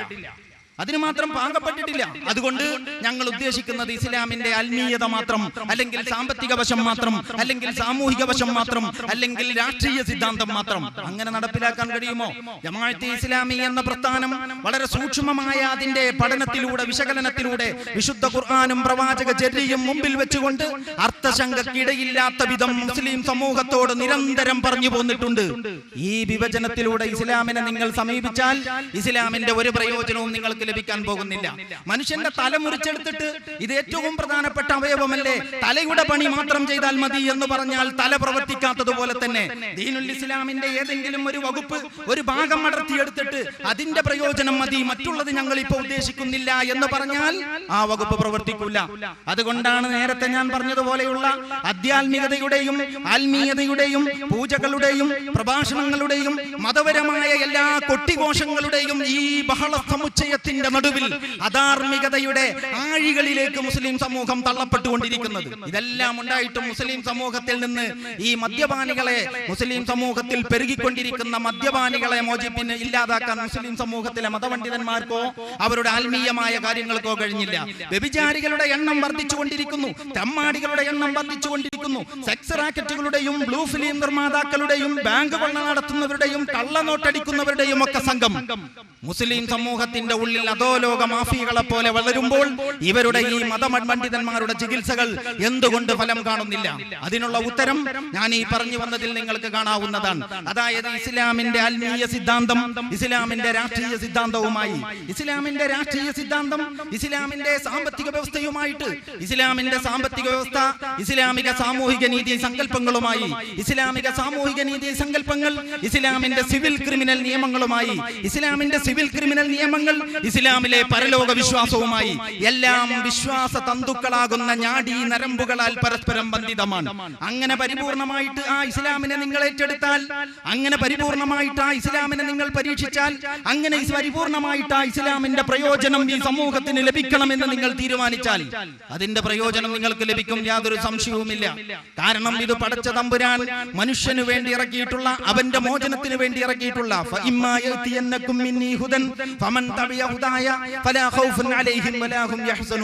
ആദിമ മനുഷ്യനെ ആദം നബി അലൈഹിസ്സലാമിനെ സ്വർഗ്ഗത്തിൽ നിന്ന് ഭൂമിയിലേക്ക് ബഹിഷ്കൃതനാക്കിയിട്ട് ഭൂമിയിലെ ഖലീഫയായി നിയോഗിക്കുന്ന സന്ദർഭത്തിൽ തന്നെ പ്രപഞ്ചനാഥൻ അരുളിയിരിക്കുന്നു, എന്നിൽ നിന്ന് നിങ്ങൾക്ക് സന്മാർഗ സന്ദേശം വന്ന് ലഭിച്ചാൽ ആരത് പിൻപറ്റുന്നുവോ അവര് ഭയപ്പെടുകയും ദുഃഖിക്കുകയും വേണ്ട. അവർക്ക് അല്ലലില്ലാത്ത, വിഷമങ്ങളില്ലാത്ത, ദുരിതങ്ങളും ദുരന്തങ്ങളും ഇല്ലാത്ത ഉജ്ജ്വലമായ മനുഷ്യത്വത്തിന്റെ ആ മഹനീയമായ അവസ്ഥയിൽ ഭൂമിയിൽ തന്നെ നിങ്ങൾക്ക് സ്വർഗം പണിയാൻ കഴിയുമെന്ന് പ്രവാചകൻ സല്ലല്ലാഹു അലൈഹി വസല്ലമയിലൂടെ അല്ലാഹു സുബ്ഹാനഹു വ തആല മനുഷ്യ സമൂഹത്തെ അറിയിച്ചിട്ടുണ്ട്. അതുകൊണ്ട് ഇത് വളരെ പ്രധാനപ്പെട്ട കാര്യമാണ് എന്ന് ഞാൻ ആവർത്തിക്കുന്നു. അതായത് ഏതെങ്കിലും ഇസ്ലാമിന്റെ ഒരു ഭാഗം എടുക്കുക, എന്നിട്ട് ഇന്ന ഭാഗം ആത്മീയത. ഈ ആത്മീയത കൊണ്ടൊന്നും ഇപ്പൊ പ്രയോജനം പോരാഞ്ഞിട്ട് ഈ ഇപ്പോൾ നിലവിലുള്ള ആത്മീയതയുടെ കെട്ടുകാഴ്ചകൾ മതിയാകാത്തത് കൊണ്ട് എവിടെന്നോ തപ്പിയെടുത്തു കൊണ്ടുവന്നിരിക്കുന്നു പ്രവാചകന്റേതെന്ന പേരിൽ ഒരു മുടി. അതാണ് ഇപ്പോഴത്തെ മുഖ്യ വിഷയം. ഞാൻ അതിന്റെ വിശദമായ ഒരു ചർച്ചയിലേക്ക് ഇവിടെ പോകുന്നില്ല. കാരണം ബുദ്ധിയുള്ള ജനങ്ങളുടെ മുമ്പിൽ ഇത്തരം ഒരു വിഷയത്തിൽ അത്ര വിശദമായ ഒരു സമർത്ഥനം വേണമെന്ന് എനിക്ക് തോന്നുന്നില്ല. 1400 കൊല്ലത്തിലേറെയായി റസൂലുള്ളാഹി സ്വല്ലല്ലാഹു അലൈഹി വസല്ലം ഇഹലോകവാസം പടിഞ്ഞിട്ട്. എന്നിട്ട് ഈ നമ്മുടെ മലയാളികൾ ഏറ്റവും കൂടുതലുള്ള ഒരു പ്രദേശം, ഒരു ഗൾഫ് രാജ്യമാണ് UAE എന്ന് പറയുന്നത്. അവിടുത്തെ ഔഖാഫ് മന്ത്രിയുടെ മകന്റെ കയ്യിൽ നിന്നാണ് നമ്മുടെ ഒരു അറിയപ്പെട്ട ഒരു മതപണ്ഡിതന് ഈ പ്രവാചക കേശത്ത് എന്ന പേരിൽ ഒരു മുടി ലഭിക്കുന്നതെങ്കിൽ, ഒരു മുടി മാത്രമല്ല, നിങ്ങൾ ഇന്റർനെറ്റിൽ കണ്ടിരിക്കും, യൂട്യൂബിൽ ഇന്റർനെറ്റിന്റെ അതിൽ തന്നെ യൂട്യൂബിലും അതുപോലെ തന്നെ ഇന്റർനെറ്റിലെ മറ്റ് സൈറ്റുകളിലുമൊക്കെ ആയിട്ട് ഇതിന്റെ വീഡിയോയും ഇതിന്റെ ഫോട്ടോകളും ഒക്കെ വളരെ വ്യാപകമായിട്ട് പ്രചരിച്ചിട്ടുണ്ട്. ഒരുപാടുണ്ട് മുടി, ഒരു വലിയ കെട്ട്, അത്യാവശ്യം നല്ല നീളമുള്ള, അത് ചെറുതാക്കി നുറുക്കിയിട്ട് ഓരോ പീസിന് വില നിശ്ചയിച്ചിട്ട് വിൽക്കുകയാണെങ്കിൽ കോടിക്കണക്കിന്. ഒരു പ്രദേശത്ത് റിയൽ എസ്റ്റേറ്റ് കൊണ്ട് അവസാനിപ്പിക്കേണ്ടതില്ല, ലോകം മുഴുവനും വിലക്ക് വാങ്ങാൻ മാത്രം കോടിക്കണക്കിന് മില്യൺ രൂപക്ക് വിൽക്കാവുന്ന രീതിയിൽ അത്രയും നീളമുള്ള മുടിയാണ്. ഒരു ചെറിയ കഷ്ണം പോലെ ഒരാൾക്ക് കിട്ടാൻ ഒരു ഏലത്തിന്റെ ഉള്ളിൽ സൂക്ഷിക്കാവുന്ന അത്ര പോകുന്നത് ഒരാൾക്ക് കിട്ടിയാൽ തന്നെ അയാൾക്ക് വലിയ സന്തോഷമായി. പ്രിയമുള്ളവരെ, നമ്മൾ എവിടെയാണ് ജീവിക്കുന്നത്? നമ്മുടെ ഇപ്പോഴത്തെ പ്രശ്നം എന്താണ്? റസൂലുള്ളാഹി സ്വല്ലല്ലാഹു അലൈഹി വസല്ലം മുസ്ലിം സമൂഹത്തെ പഠിപ്പിച്ചത് എന്താണ്? അവിടെ ഇഹലോകവാസം വെടിയുന്നതിന് മുമ്പ് വ്യക്തമായും മുസ്ലിം സമൂഹത്തെ ബോധ്യപ്പെടുത്തിയ, മതസംഘടനകൾക്കാർക്കും അഭിപ്രായ വ്യത്യാസമില്ലാത്ത ഏകോപിച്ച വളരെ പ്രസിദ്ധമായ കാര്യമാണ്. രണ്ട് കാര്യങ്ങൾ നിങ്ങളിൽ വിട്ടേച്ചുകൊണ്ടാണ് ഞാൻ പോകുന്നത്. അതിലൊന്ന് അല്ലാഹുവിന്റെ ഗ്രന്ഥമാണ്, രണ്ടാമത്തേത് പ്രവാചകന്റെ വചനമാണ്, പ്രവാചകന്റെ ചര്യയാണ്. പ്രവാചകന്റെ വചനം, പ്രവാചകന്റെ മൗനാനുവാദം, പ്രവാചകന്റെ പ്രവൃത്തി, ഇതെല്ലാം കൂടിയ സുന്നത്ത് എന്ന് നമ്മൾ പറയുന്ന കാര്യം. അതാണ് തറക്തു ഫീക്കും അംറൈൻ എന്ന് പറഞ്ഞുകൊണ്ട് റസൂലുള്ളാഹി സ്വല്ലല്ലാഹു അലൈഹി വസല്ലം രണ്ട് കാര്യങ്ങൾ ഞാൻ നിങ്ങളിൽ വിട്ടേച്ചു പോകുന്നു എന്ന് പറഞ്ഞത്. ഈ രണ്ട് കാര്യങ്ങളിൽ ഇല്ലാത്തതും ഇതുപോലെയുള്ള കാര്യങ്ങളിൽ ഒന്നും പെടാത്തതുമായ ഒരു വിഷയത്തിൽ മുസ്ലിം സമുദായത്തിന്റെ ശ്രദ്ധ അതിലേക്ക് കൊണ്ടുവന്നാൽ അത് മുസ്ലിം സമുദായത്തെ നന്നാക്കണമെന്ന് ഉദ്ദേശിച്ചുകൊണ്ടാണോ? അതിലൊരിക്കലും തന്നെ അതിൽ നമുക്ക് ഉദ്ദേശശുദ്ധി ഉണ്ടെന്ന് പറയാൻ കഴിയില്ല. ഇന്ന് നമ്മുടെ സമുദായം അഭിമുഖീകരിച്ചു കൊണ്ടിരിക്കുന്ന ഏതെങ്കിലും ഒരു പ്രശ്നത്തിന് ഈ പ്രവാചകന്റെ മുടിയുമായി ബന്ധപ്പെട്ട ഈ ചർച്ചകളും വിവാദങ്ങളും പ്രയോജനം ചെയ്യുന്നുണ്ടോ? ആലോചിച്ച് നോക്കേണ്ടതാണ്. മുസ്ലിം സമുദായത്തിലെ ഒരുപാട് പെൺകുട്ടികൾ വിവാഹം ചെയ്യാൻ കഴിയാതെ സ്ത്രീധനം എന്ന ദുരിതത്തിന്റെ പേരിൽ കണ്ണീര് കുടിച്ചുകൊണ്ടിരിക്കുന്നുണ്ട്. ഇത് സാധാരണ മനുഷ്യർക്കിടയിൽ ജീവിക്കുന്നവരും സാധാരണ മനുഷ്യരുടെ വിഷമങ്ങൾ അറിയുന്നവരുമാണ് നിങ്ങളെങ്കിൽ നിങ്ങൾക്ക് ഏവർക്കും ബോധ്യപ്പെടാവുന്ന ഒരു കാര്യമാണ്. സൗന്ദര്യഭ്രമത്തിന്റെ പേരിൽ പെൺകുട്ടികൾക്ക് വിവാഹം ലഭിക്കാതിരിക്കുന്ന പ്രശ്നം. അപ്പോ ആഭരണത്തോടുള്ള അനിയന്ത്രിതമായ ഭ്രമം, സ്ത്രീധനത്തോടുള്ള അനിയന്ത്രിതമായ ആസക്തി, അതുപോലെ തന്നെ നമ്മുടെ സമൂഹത്തിലുള്ള അന്ധവിശ്വാസങ്ങൾ, നേരത്തെ ഞാൻ പറഞ്ഞ വ്യഭിചാരം, മദ്യപാനം, ക്രിമിനലിസം തുടങ്ങിയിട്ടുള്ള മുസ്ലിം സമുദായത്തിന്റെ മറ്റു പ്രശ്നങ്ങൾ, ഇങ്ങനെ എന്തെല്ലാം പ്രശ്നങ്ങൾ ഇന്ന് മുസ്ലിം സമുദായം അഭിമുഖീകരിക്കുന്നുണ്ട് എന്ന് നിങ്ങൾ ആലോചിച്ച് നോക്കിയിട്ടുണ്ടോ? ഈ ഏതെങ്കിലും ഒരു പ്രശ്നത്തിന് പ്രവാചകന്റെ കേശമാണ് ഇത് ലഭിച്ചത്, അത് ഒറിജിനൽ തന്നെയാണ് എന്ന് വെക്കുക എങ്കിൽ അത് ഈ ഏതെങ്കിലും ഒരു പ്രശ്നത്തിനുള്ള പരിഹാരമാണോ? അങ്ങനെ ഒരു പരിഹാരം മുഹമ്മദ് മുസ്തഫ സല്ലല്ലാഹു അലൈഹി വസല്ലം നമുക്ക് പഠിപ്പിച്ചു തന്നിട്ടുണ്ടോ? അതൊരിക്കലും തന്നെ പ്രവാചകനോടുള്ള സ്നേഹത്തിന്റെ ഭാഗമല്ല. അത് സാമ്പത്തികമായ മറ്റു പല താല്പര്യങ്ങളുമാണ് ഇതിന്റെ പിന്നിലെന്ന് അതിന്റെ ചിത്രം രൂപപ്പെട്ടു വരുന്നത് എത്രയളവിലാണോ അത്രയും അളവിൽ മാനവ സമൂഹത്തിന് ബോധ്യപ്പെട്ടുകൊണ്ടിരിക്കുന്ന, മാലോകർക്ക് ബോധ്യപ്പെട്ടുകൊണ്ടിരിക്കുന്ന ഒരു യാഥാർത്ഥ്യമാണ്. അപ്പൊ ഞാൻ പറഞ്ഞു വന്നത്, അടിസ്ഥാന പ്രശ്നങ്ങളെ അവഗണിക്കുക, ഇവ പ്രശ്നങ്ങളല്ലാത്തതിനെ ഉയർത്തിക്കൊണ്ടുവരിക, സാമ്പത്തിക കാര്യലാഭങ്ങളുടെ പിന്നാലെ പോവുക, എന്നിട്ട് മനുഷ്യ സമൂഹത്തെ നന്മയിലേക്ക് നയിക്കേണ്ടുന്ന മതപണ്ഡിതന്മാർ അനാവശ്യമായ വിവാദങ്ങളിലൂടെ മുഖ്യ പ്രശ്നങ്ങളിൽ നിന്ന് യഥാർത്ഥത്തിൽ സമുദായം അഭിമുഖീകരിക്കുന്ന വിഷയങ്ങൾ എന്തെന്ന് തിരിച്ചറിയാത്ത ഒരവസ്ഥയിൽ ഉറക്കം നടിക്കുക. ഇത് വളരെ അപകടകരമായ ഒരു കളിയാണ്. ഇതുകൊണ്ട് മുസ്ലിം സമൂഹം ഒരിക്കലും ഗുണം പിടിക്കാൻ പോകുന്നില്ല. സത്യസായി ബാബ ഏതാനും ദിവസങ്ങൾക്ക് മുമ്പാണ് ഇഹലോകവാസം പടിഞ്ഞത്. അദ്ദേഹത്തിന് രോഗം മൂർച്ഛിച്ചപ്പോൾ ഒരു സാധാരണ മനുഷ്യൻ രോഗിയായാൽ എന്തെല്ലാം നിസ്സഹായത അനുഭവിക്കുമോ അതേ നിസ്സഹായത അദ്ദേഹവും അനുഭവിക്കുന്നു. അതേ വിഷമം അദ്ദേഹത്തിനുമുണ്ട്. ആധുനിക സാങ്കേതിക വിദ്യക്കോ അനിയന്ത്രിതമായ സാമ്പത്തിക പ്രവാഹങ്ങൾക്കോ അദ്ദേഹത്തെ രക്ഷിക്കാൻ കഴിഞ്ഞില്ല. അദ്ദേഹം സ്വന്തത്തെ പറ്റി പ്രവചിച്ചതുപോലും കാറ്റിൽ പറത്തിക്കൊണ്ട് അദ്ദേഹം പോലും ഉദ്ദേശിക്കാത്ത സമയത്ത് മരണത്തിന്റെ മുമ്പിൽ പിടിമുറുക്കേണ്ടി പിന്നെ വഴങ്ങിക്കൊടുക്കേണ്ടി വരുമെങ്കിൽ ഈ മനുഷ്യന്റെ നിസ്സഹായത എല്ലാവർക്കും ബാധകമാണ് എന്ന് എല്ലാവരും മനസ്സിലാക്കണം. അതുകൊണ്ട് ആത്മീയത കൊണ്ട് കളിച്ചിട്ട് കാര്യമില്ല. ആത്മീയത കൊണ്ട് അനിയന്ത്രിതമായ അഭ്യാസങ്ങൾ പ്രകടിപ്പിച്ചുകൊണ്ട് ആളുകളെ കൂട്ടിയ ഒരുപാട് ആളുകളുണ്ട്. അത്തരം സങ്കേതങ്ങൾക്കൊന്നും യഥാർത്ഥത്തിൽ മനുഷ്യരുടെ ഒരു പ്രശ്നവും പരിഹരിക്കാൻ കഴിഞ്ഞിട്ടില്ല എങ്കിൽ അതുപോലെയുള്ള കേന്ദ്രങ്ങൾ ഉണ്ടാക്കി ഇസ്ലാമിന്റെ ആരാധനാ സമ്പ്രദായത്തെയും ഇസ്ലാമിക ഏകദൈവ വിശ്വാസത്തിൽ അധിഷ്ഠിതമായ അതിന്റെ ആ സുന്ദരമായ മുഖത്തെയും വികൃതമാകാൻ ഇടവരുത്തുന്ന അന്ധവിശ്വാസങ്ങളുടെ കേന്ദ്രങ്ങൾ സൃഷ്ടിക്കാൻ ഇടവരുത്തുന്ന രീതിയിൽ മതപണ്ഡിതന്മാർ പ്രവർത്തിക്കാൻ പാടില്ല എന്ന് വളരെ സ്നേഹ സാഹോദര്യ ബുദ്ധിയ ഈ സന്ദർഭത്തിൽ അപേക്ഷിക്കുവാൻ ഞാൻ ആഗ്രഹിക്കുകയാണ്. ഇത് വളരെ ഗുരുതരമായ ഒരു കാര്യമാണ്. റസൂലുള്ളാഹിയുടെ മുടിയും കൊണ്ടാണല്ലോ കളി. റസൂലുള്ളാഹി സ്വല്ലല്ലാഹു അലൈഹി വസല്ലമയുടെ ഒരു നിലപാടുണ്ട്. അതെന്താണെന്നറിയോ? അവിടത്തെ ഒരു മകൻ അവിടുന്ന് അധികം കൊച്ചായിരിക്കുമ്പോ തന്നെ അള്ളാഹുവിങ്കിലേക്ക് പോയി. അങ്ങനെ ആ മകന്റെ പ്രിയപ്പെട്ട മകന്റെ മയ്യത്ത് മടിയിൽ വെച്ചുകൊണ്ട് ആ മകന്റെ മുഖത്തേക്ക്, നിഷ്കളങ്കമായ മുഖത്തേക്ക് നോക്കിയിട്ട് റസൂലുള്ളാഹി സ്വല്ലല്ലാഹു അലൈഹി വസല്ലമ കണ്ണീരൊലിപ്പിച്ചു. അങ്ങനെ ഇരിക്കുന്ന ഒരു മനുഷ്യനായ പ്രവാചകനെ നിങ്ങൾക്ക് കാണാൻ പറ്റും. ആ സന്ദർഭത്തിലാണ് ആളുകൾ യാദൃശികമായിട്ട് ഗ്രഹണമുണ്ടാകുന്നത്. അപ്പോ ആളുകൾ പറഞ്ഞു പരത്തി പ്രവാചകന്റെ കുട്ടി, പ്രവാചകന്റെ മകൻ ഇഹലോകവാസം വെടിഞ്ഞതിനോട് ദുഃഖം പ്രകടിപ്പിച്ചുകൊണ്ട് ഇതാ അന്തരീക്ഷം, പ്രപഞ്ചം പോലും അതിന്റെ ആ ദുഃഖത്തിൽ പങ്കുചേർന്നിരിക്കുകയാണ്. ഏത് സന്ദർഭത്തിലാണ്? പ്രവാചകത്വത്തെ തന്നെ നിഷേധിക്കുവാൻ പലരും കച്ചകെട്ടി ഇറങ്ങി. വളരെയേറെ ശത്രുക്കളും ഇതുപോലെ എതിർപ്പുകളും ഒക്കെയുള്ള വളരെയധികം പ്രതിസന്ധി നിറഞ്ഞ ഒരു ഘട്ടത്തിലാണ് ഈ പ്രചാരണം. ആ പ്രചാരണം വസ്തുതാപരമല്ലെങ്കിലും തൽക്കാലം അതിലൂടെ നമ്മുടെ ഇസ്ലാമിക പ്രബോധന പ്രവർത്തനങ്ങൾക്കൊരു തണലും ഒരു തുണയും കിട്ടും. അതുകൊണ്ട് കിട്ടുന്നിടത്തോളം അത് ഉപയോഗപ്പെടുത്താം. അതുകൊണ്ട് ആളുകൾ ധരിക്കുന്നിടത്തോളം അങ്ങനെ ധരിച്ചു വശാകട്ടെ എന്ന് വെക്കാമല്ലോ. റസൂലുള്ളാഹി അങ്ങനെ വിട്ടില്ല. അവിടെ നിന്ന് മിമ്പറിൽ കയറി സഅദ റസൂലുള്ളാഹി സ്വല്ലല്ലാഹു അലൈഹി വസല്ലമ അലൽ മിമ്പരി ഫഹമിദല്ലാഹ വഖാൽ. റസൂലുള്ളാഹി സ്വല്ലല്ലാഹു അലൈഹി വസല്ലമ മിമ്പറിൽ കയറിയിട്ട് അല്ലാഹുവിനെ സ്തുതിച്ചതിന് ശേഷം അവിടെ നിന്ന് പറഞ്ഞു, സൂര്യനും ചന്ദ്രനുമൊക്കെ അല്ലാഹുവിന്റെ ദൃഷ്ടാന്തങ്ങളിൽപ്പെട്ട ചില ദൃഷ്ടാന്തങ്ങളാണ്. ആരുടെയെങ്കിലും ഒരു മകൻ മരിക്കുകയോ അതുപോലെയുള്ള എന്തെങ്കിലും സംഭവിക്കുകയോ ചെയ്യുന്നത് കൊണ്ട് സൂര്യനും ചന്ദ്രനും ഒന്നും സംഭവിക്കാൻ പോകുന്നില്ല. ആ അബദ്ധ ധാരണയെ അതിന്റെ വേരോടെ പിഴുതുമാറ്റാൻ പ്രവാചകൻ ശ്രമിച്ചു. അങ്ങനെ അവിടെ നിന്ന് ചെയ്തില്ല എങ്കിൽ അതുകൊണ്ട് ഇസ്ലാമിക പ്രബോധനത്തിന് ഗുണം കിട്ടുമല്ലോ, തന്റെ പ്രവാചകത്വത്തെ എതിർക്കുന്നവർ വരെ മൗനികളാകുമല്ലോ എന്നൊക്കെ കരുതിക്കൊണ്ട് റസൂലുള്ളാഹി സ്വല്ലല്ലാഹു അലൈഹി വസല്ലമ മൗനം പാലിച്ചിരുന്നുവെങ്കിൽ അത് വലിയ ഒരു അബദ്ധ ധാരണയിലേക്ക് പോവുകയും പ്രവാചകൻ ഉണ്ടാക്കാൻ ഉദ്ദേശിച്ച നന്മ സമൂഹത്തിൽ ഉണ്ടാകാതെ പോവുകയും ചെയ്യുമായിരുന്നു എന്ന് അവിടെ നിന്ന് വളരെ വ്യക്തമായും മനസ്സിലാക്കി. ഇത് ഈ ഒരു സംഭവം മാത്രമല്ല, ബൈഅത്തുർ റിദ്വാൻ നടന്ന ആ സന്ധി നടന്ന മരമുണ്ട്, വിശുദ്ധ ഖുർആൻ പരാമർശിച്ച വൃക്ഷം. ആ വൃക്ഷത്തെ കാണുമ്പോൾ മറ്റു മരങ്ങളെ കാണുന്നത് പോലെയല്ല. ആളുകൾക്ക്, വിശ്വാസികൾക്ക് ഖുർആനിൽ പരാമർശിച്ച ആ മരത്തിന്റെ ചുവട്ടിലെത്തുമ്പോ എന്തോ ഒരു അനിർവചനീയമായ, ഒരു നിർവചനാതീതമായ ഒരു അനുഭൂതി വിശേഷം ഇത് റസൂലുള്ളാഹിക്ക് ബോധ്യപ്പെട്ടു. അല്ല, ഉമറുൽ ഫാറൂഖ് റളിയല്ലാഹു അൻഹുവിന്റെ കാലത്താണ് അങ്ങനെ വിശ്വാസി സമൂഹത്തിന്റെ ഇടയിൽ ഇങ്ങനെ ചില മൂഢധാരണകൾ ഈ വൃക്ഷവുമായി ബന്ധപ്പെട്ടുകൊണ്ട് വളർന്നു വരുന്നു എന്ന് ഉമറുൽ ഫാറൂഖ് റളിയല്ലാഹു അൻഹു അറിഞ്ഞപ്പോൾ അവിടെ നാളെ വിട്ടിട്ട് ആ മരം മുറിപ്പിച്ചു.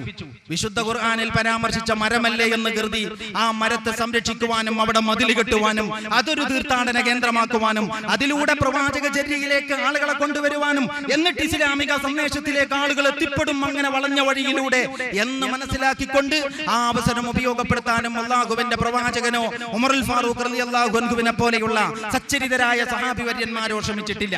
എന്ന് പറഞ്ഞാൽ തെറ്റായ വഴിയിലൂടെ വല്ല അന്തസ്സും വല്ല അഭിമാനവും വല്ല വിശ്വാസവും വല്ല മഹത്വവും മുസ്ലിം സമൂഹത്തിലെ ഏതെങ്കിലും ഒരു കേന്ദ്രത്തിനുണ്ടാക്കാൻ ഒരു ശ്രമവും നമ്മുടെ മുൻകാലത്ത് പണ്ഡിതന്മാർ നടത്തിയിട്ടില്ല. അത്തരം എല്ലാ വാതിലുകളും അവർ കൊട്ടിയടച്ചിട്ടുണ്ട്.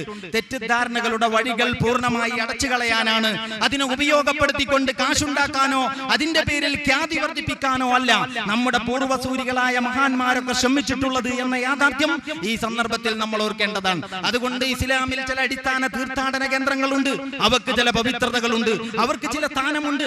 ഈ സ്ഥാനം അല്ലാഹുവിന്റെ റസൂൽ നമ്മെ പഠിപ്പിച്ച സ്ഥാനമാണ്. അതിനേക്കാൾ വലിയ കേന്ദ്രങ്ങൾ ഉണ്ടാക്കാൻ, അതുപോലെയുള്ള കേന്ദ്രങ്ങൾ ഉണ്ടാക്കാൻ, എന്നിട്ട് ആളുകളുടെ ശ്രദ്ധ പലയിടത്തേക്കും ചിഹ്ന ഭിന്നമാക്കുവാൻ, അങ്ങനെ ഇസ്ലാമിക സമൂഹത്തിന്റെ വിശ്വാസപരമായ അടിത്തറയെ തന്നെ ദീർഘകാലാടിസ്ഥാനത്തിൽ തകർക്കാൻ ഇടവരുന്ന രീതിയിലുള്ള ചെയ്തികളിൽ മതപണ്ഡിതന്മാർ നേതൃത്വം നൽകുകയോ ഏർപ്പെടുകയോ ചെയ്യരുത് എന്ന് ജമാഅത്തെ ഇസ്ലാമിയെ പ്രതിനിധീകരിച്ചുകൊണ്ട് വളരെ വിനയപൂർവ്വം പറയുവാൻ ഞാൻ ഈ അവസരം ഉപയോഗപ്പെടുത്തുകയാണ്. ഞാൻ പോകുന്നത് എവിടെ നിന്നാണെന്ന് നിങ്ങൾക്ക് ഓർമ്മയുണ്ടാകും.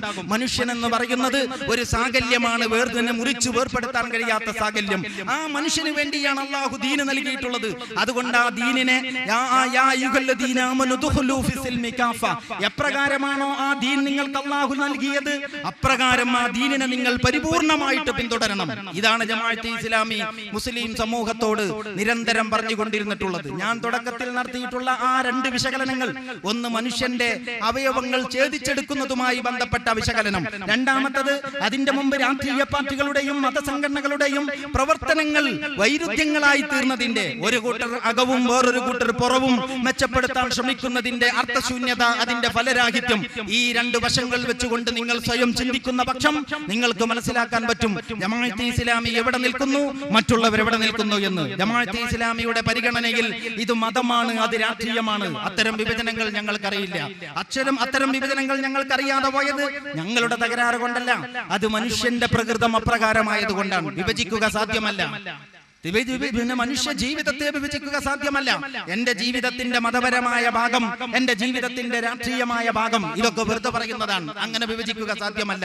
മനുഷ്യൻ അങ്ങനെ വേർപെടുത്താൻ കഴിയാത്ത ഒരു സാകല്യമായതുകൊണ്ട്, ഒരൊറ്റ ജീവിയായതുകൊണ്ട്, അവന്റെ ജീവിതം ഏകകമായതുകൊണ്ട്, ആ ഏകകമായ ജീവിതത്തെ അപ്രകാരം തന്നെ സമീപിക്കുകയാണ് മനുഷ്യന്റെ മോചനത്തിന്റെ ഏകമാർഗം. അതുകൊണ്ട് രാഷ്ട്രീയത്തിലായാലും കൊള്ളാം, മതത്തിലായാലും കൊള്ളാം, സാമ്പത്തിക വിഷയത്തിലായാലും കൊള്ളാം, ധാർമ്മിക, കലാ, സാഹിത്യ, ഏത് മേഖലകളിലൊക്കെ ആയാലും കൊള്ളാം, പടച്ച തമ്പുരാന്റെ മാർഗനിർദ്ദേശങ്ങൾക്ക് പരിപൂർണമായി മനുഷ്യൻ വഴിപ്പെടാത്തിടത്തോളം കാലം അവൻ അഭിമുഖീകരിക്കുന്ന ഒരു പ്രശ്നവും പരിഹരിക്കപ്പെടുകയില്ല. ഇതാണ് ജമാഅത്തെ ഇസ്ലാമി എന്ന പ്രസ്ഥാനം മുസ്ലിം സമൂഹത്തെ കഴിഞ്ഞ 60-ലേറെ വർഷമായിട്ട് നിരന്തരം ഉത്ബോധിപ്പിച്ചുകൊണ്ടിരിക്കുന്നത്. നമ്മുടെ നമസ്കാരത്തിൽ 5 നേരവും വിശ്വാസികളായ ആളുകൾ ചൊല്ലിക്കൊണ്ടിരിക്കുന്ന ഒരു പ്രാരംഭ പ്രാർത്ഥനയുണ്ടല്ലോ, വജ്ജഹ്തു എന്ന് തുടങ്ങുന്ന ദുആഉൽ ഇസ്തിഫ്താഹ് എന്ന് പറയുന്ന ഒരു പ്രാരംഭ പ്രാർത്ഥനയുണ്ട്. വജ്ജഹ്തു വജ്ഹിയ ലില്ലദി എന്ന് തുടങ്ങുന്ന പ്രാർത്ഥന നമ്മളെല്ലാവരും എല്ലാ ദിവസവും ഇത് ആവർത്തിച്ചുകൊണ്ടിരിക്കുന്നു. ഹദീസിൽ വേറെയും പ്രാർത്ഥനകൾ ബലപ്പെട്ട് വന്നിട്ടുണ്ട്. പക്ഷേ കേരളത്തിൽ പൊതുവെ ശാഫിഈ ഫിഖ് അനുസരിച്ച് നമ്മളെല്ലാവരും ഈ പ്രാരംഭ പ്രാർത്ഥനയാണ് ചൊല്ലിപ്പഠിച്ചു പോന്നിട്ടുള്ളത്. നമ്മുടെ മദ്രസകളിൽ കുട്ടികളെ പഠിപ്പിക്കുന്നതും അത് തന്നെയാണ്. ആ പ്രാർത്ഥനയിൽ നിങ്ങൾക്ക് കാണാൻ സാധിക്കും, നമ്മൾ ഒരു പ്രതിജ്ഞ പറയുന്നു അല്ലാഹുവിനോട്, ഇന്ന സ്വലാത്തി വനുസുക്കി വമഹിയായ വമമാതി ലില്ലാഹി റബ്ബിൽ ആലമീൻ. പടച്ച തമ്പുരാനെ, നിശ്ചയമായും എന്റെ നമസ്കാരവും എന്റെ ബലിയും, എന്റെ നമസ്കാരവും എന്റെ ബലിയും റബ്ബേ നിനക്ക് എന്നല്ല പറയുന്നത്. അത്ര പറഞ്ഞാ പോരാ. ഇയാള് വളരെ സജീവമായ പാർട്ടി പ്രവർത്തകനാണ്, വളരെ സജീവമായ പാർട്ടിക്കാരനാണ്. ആ സജീവനായ പാർട്ടിക്കാരനോട് അല്ലാഹു സുബ്ഹാനഹു വ തആല പറയുന്നു, ഇലക്ഷൻ വന്നാ പിന്നെ ഇയാൾക്ക് തീരെ സമയമില്ല. ഇയാൾ അല്ലാഹുവിനോട് പണ്ടേ ഉള്ള കരാറ്, പടച്ചവനെ ഇത് രംഗം ഇത്തിരി മോശമാണ്, ഈ രാഷ്ട്രീയം എന്നൊക്കെ പറയുന്നത് നിനക്കറിയാമല്ലോ, വെറുതെ ഇവിടെ വന്നിട്ട് വഷളാകാൻ നിൽക്കണ്ട, നീ അവിടെ പള്ളിയിലിരുന്നോ, ഞങ്ങൾ ആവശ്യമുള്ളപ്പോ മുഖവും മുൻകൈയും ഒക്കെ കഴുകി ശുദ്ധിയാക്കി അങ്ങോട്ട് വരാം, നീ ഇങ്ങോട്ട് വരണ്ട. ഇതാണ് പടച്ചവനോടുള്ള ഇവരുടെ കരാർ. അങ്ങനെയുള്ള ഈ മനുഷ്യൻ പള്ളിയിൽ ചെന്നിരിക്കുകയാണ് പ്രാർത്ഥനയ്ക്ക് വേണ്ടിയിട്ട്. എന്നിട്ട് ഇയാൾ ഓതുന്നു, ഇന്ന സ്വലാത്തി വനുസുക്കി, നിശ്ചയമായും എന്റെ നമസ്കാരവും എന്റെ ബലിയും.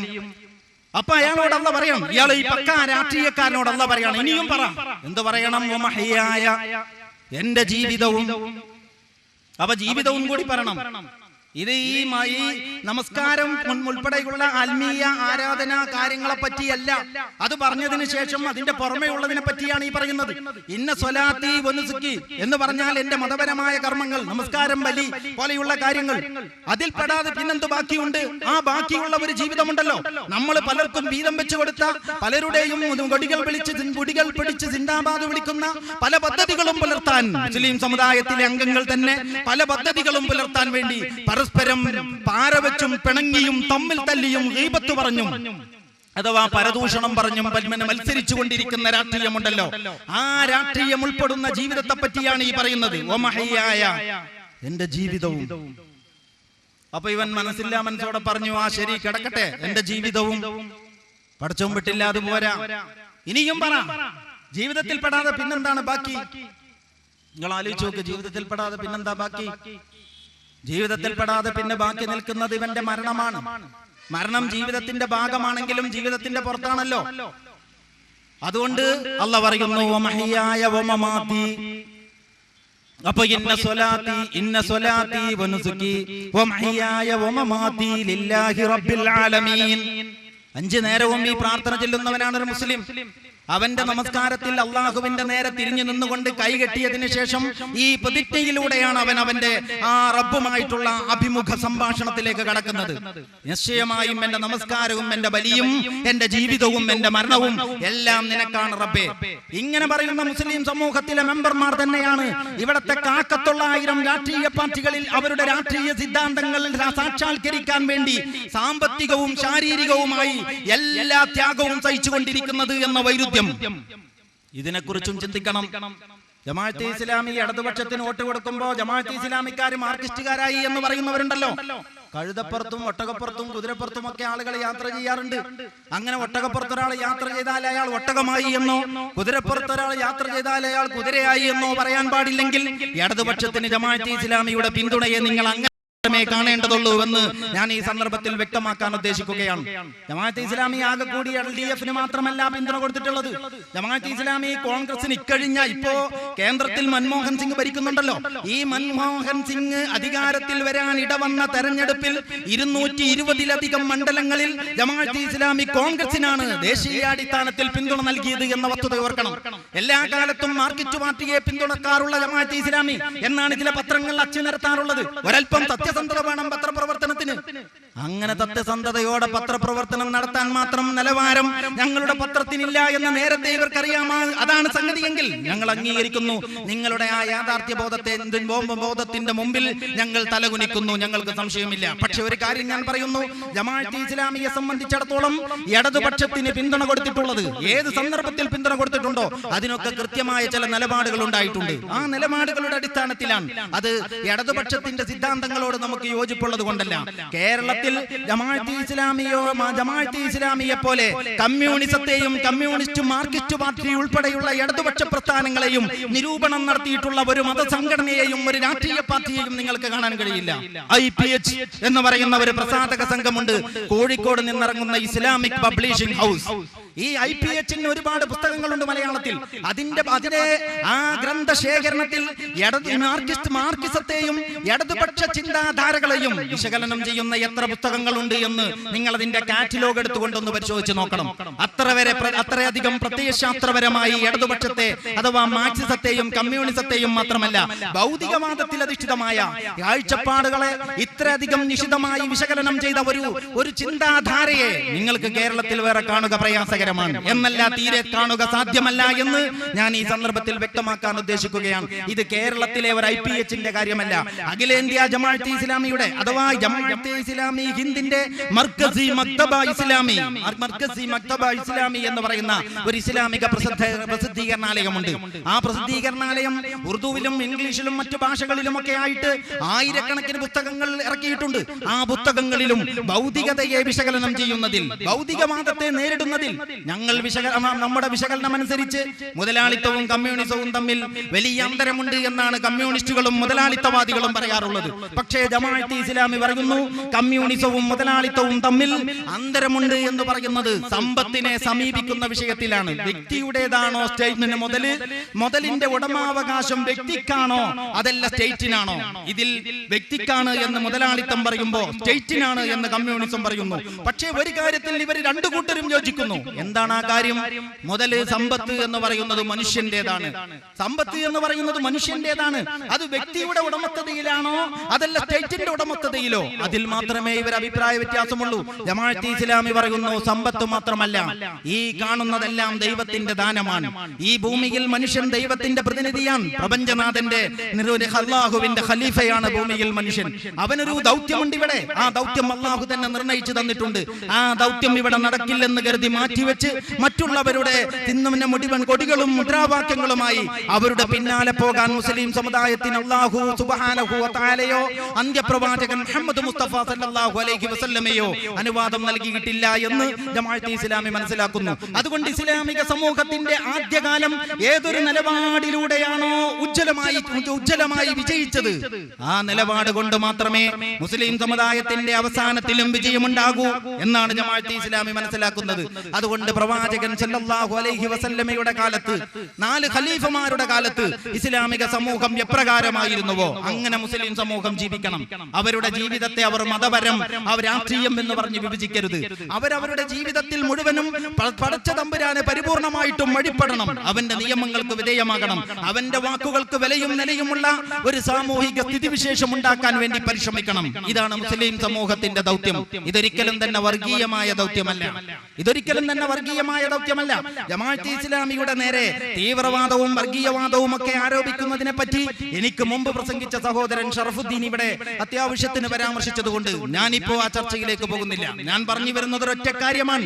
ജമാഅത്തെ ഇസ്ലാമി എന്ന് പറയുന്നത് ഇന്ത്യ മഹാരാജ്യത്ത് പ്രവർത്തിച്ചു കൊണ്ടിരിക്കുന്ന ഒരു അഖിലേന്ത്യാ പ്രസ്ഥാനമാണ്. ഇന്ത്യയുടെ ഏതാണ്ട് എല്ലാ സ്റ്റേറ്റുകളിലും വളരെ വ്യവസ്ഥാപിതമായ പ്രവർത്തന സംവിധാനങ്ങളുള്ള പ്രസിദ്ധീകരണാലയങ്ങളുള്ള ഇന്ത്യയിലെ എല്ലാ പ്രാദേശിക ഭാഷകളിലും വിശുദ്ധ ഖുർആനിന്റെ പരിഭാഷകൾ ജനങ്ങളുടെ മുമ്പിൽ എത്തിച്ചു കൊടുത്തിട്ടുള്ള എല്ലാ പ്രാദേശിക ഭാഷകളിലും ഇന്ത്യയിലെ 10-14 ഭാഷകളിൽ നിത്യേന അല്ലെങ്കിൽ ആഴ്ചകളിലും മാസങ്ങളിലും ഒക്കെ ആയിട്ട് മാസികകളും ആഴ്ചകളും ദിനപത്രങ്ങളും ഒക്കെ ഇറക്കിക്കൊണ്ടിരിക്കുന്ന ഒരു വലിയ ഒരു വൈജ്ഞാനിക പ്രവർത്തനം നടത്തിക്കൊണ്ടിരിക്കുന്ന ഒരു പ്രസ്ഥാനമാണ്. അതിനെ ആർക്കും പഠിക്കാം, അതിനെ ആർക്കും നിരൂപിക്കാം. അതിന്റെ ഭരണഘടന വരെ ഇവിടെ പുസ്തകശാലകളിൽ വാങ്ങാൻ കിട്ടും. അതുകൊണ്ട് ആരും ആരുടെയെങ്കിലും ലേഖനം വായിച്ച് കാണാതെ പഠിച്ച് അത് തന്നെ ഛർദ്ദിക്കേണ്ട ഒരു ആവശ്യവുമില്ല. അവർക്ക് ഓരോരുത്തർക്കും ഇതിനെ സത്യസന്ധമായി ജമാഅത്തെ ഇസ്ലാമിയെ പഠിക്കാൻ ധൈര്യപൂർവ്വം മുന്നോട്ട് വരണം.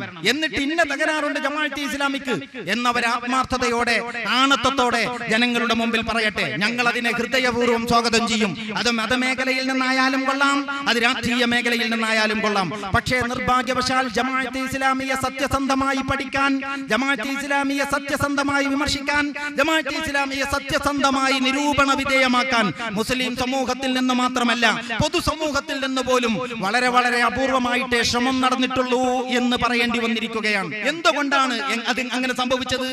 അതിനെപ്പറ്റി ഞങ്ങളുടെ വിലയിരുത്തൽ മറ്റുള്ളവരുടെ ആശയ പാപ്പരത്വമാണ് ജമാഅത്തെ ഇസ്ലാമിയെ പറ്റി ഇങ്ങനെ കാടടച്ചു വെടിവെക്കാൻ ഇവരെ പ്രേരിപ്പിച്ചിട്ടുള്ളത്. ഓരോരുത്തർക്കും അവരവരെ കുറിച്ച് ഒരു ആത്മവിശ്വാസമില്ല, സ്വന്തത്തെ കുറിച്ചൊന്നും പറയാനില്ല, സ്വന്തം അടിത്തറകളിൽ ഇവർക്ക് വിശ്വാസവുമില്ല. അതുകൊണ്ട് തന്നെ മറ്റുള്ളവരെ പഴിപറഞ്ഞും തെറ്റിദ്ധരിപ്പിച്ചും ഒരു പുകമറ സൃഷ്ടിച്ചു വെച്ചില്ലെങ്കിൽ സ്വന്തം അനുയായികളെ പിടിച്ചു നിർത്താൻ കഴിയാതെ വരും എന്ന ഒരു നിസ്സഹായത നമ്മുടെ മതസംഘടനകളും രാഷ്ട്രീയ പാർട്ടികളും ഒക്കെ അഭിമുഖീകരിച്ചു കൊണ്ടിരിക്കുന്നു. അത് അവരുടെ പ്രത്യയശാസ്ത്രപരമായ പ്രതിസന്ധിയാണ്. അത് അവരുടെ ആശയ പാപ്പരത്വമാണ് വിളിച്ചോതുന്നത്. ജമാഅത്തെ ഇസ്ലാമിയെ സംബന്ധിച്ചിടത്തോളം അതിന്റെ പ്രവർത്തകർക്ക് അവർ വളരെ വ്യക്തമായ ദിശാബോധമുണ്ട്. ഏതടിസ്ഥാനത്തിലാണ് അവർ പ്രവർത്തിച്ചു കൊണ്ടിരിക്കുന്നത് ഇന്ത്യ രാജ്യത്ത്. മുസ്ലിം സമൂഹത്തോട് ചില കാര്യങ്ങൾ ഞങ്ങൾ പറയുന്നുണ്ട്, അതുപോലെ തന്നെ പൊതുസമൂഹത്തോടും ഞങ്ങൾക്ക് ചിലത് പറയുവാനുണ്ട്. പൊതുസമൂഹത്തോട് പറയാനുള്ള കാര്യമെന്ത് എന്നതിന്റെ വിശദാംശങ്ങളിലേക്ക് ഞാനിപ്പോ പോകുന്നില്ല. അതിനെപ്പറ്റി ഇത്രമാത്രം പറയാനാണ് ഞാൻ ഉദ്ദേശിക്കുന്നത്. നിങ്ങൾ കൺതുറന്ന് നോക്കിയാൽ കാണുന്ന ഈ മനോഹരമായ ഈ ആകാശ ലോകമുണ്ടല്ലോ, ഈ ഭൂമി ലോകമുണ്ടല്ലോ, ഈ സൗകര്യങ്ങളും സംവിധാനങ്ങളും ഉണ്ടല്ലോ, ഇത് യാദൃച്ഛികമാണെന്ന് പറയാൻ നിങ്ങൾക്ക് കഴിയുമോ? ഇത് യാദൃച്ഛികമാണെന്ന് പറയാൻ നിങ്ങൾക്ക് കഴിയുമോ? അതല്ല, ഇതിന്റെ പിന്നിൽ ഒരു ശക്തിയുണ്ടെന്ന്, രൂപരഹിതനായ ഒരു ശക്തിയുണ്ടെന്ന് നിങ്ങളുടെ മനസ്സും മനസാക്ഷിയും സമ്മതിക്കുമോ? എങ്കിൽ ഞങ്ങൾ പറയുന്നു, ആ പ്രപഞ്ചനാഥനെ നിങ്ങൾ തിരിച്ചറിയണം. അവനെ നിങ്ങൾ തിരിച്ചറിയണം, അവനെ നിങ്ങൾ നന്ദി കാണിക്കണം. വിശുദ്ധ ഖുർആനിലെ ഒരു സൂക്തമുണ്ട്. ഇപ്പോ മഴ കാത്തിരിക്കുന്ന സമയമാണ്. വെള്ളത്തിന് വലിയ ക്ഷാമമുള്ള പല ഭാഗങ്ങളുമുണ്ട്. വെള്ളം എന്ന് പറയുന്നത് ഈ 6 മാസം വർഷം മഴ പെയ്യുന്ന, ഒരു വർഷത്തിൽ 6 മാസത്തോളം മഴ പെയ്യുന്ന കേരളത്തിൽ വെള്ളം വലിയ ദൗർലഭ്യത അനുഭവിക്കുന്ന ഒരു അപൂർവ വസ്തുവായി മാറിയിരിക്കുകയാണ്. അങ്ങനത്തെ സന്ദർഭത്തിൽ നിന്നുകൊണ്ട് ഞാൻ ഈ വിശുദ്ധ ഖുർആനിലെ സൂക്തം നിങ്ങളുമായി പങ്കുവെക്കുന്നു. അഫറഅയ്തുമുൽ മാ അല്ലദീ തശ്റബൂൻ. അല്ലാഹു ചോദിക്കുകയാണ്, നിങ്ങൾ ഈ കുടിക്കുന്ന വെള്ളമുണ്ടല്ലോ, നിങ്ങൾ ഈ കുടിക്കുന്ന വെള്ളം, അതിനെക്കുറിച്ച് നിങ്ങൾ ചിന്തിച്ചിട്ടുണ്ടോ? അൻതും അൻസൽതുമൂഹു മിനൽ മുസ്നി അം നഹ്നുൽ മുൻസിലൂൻ.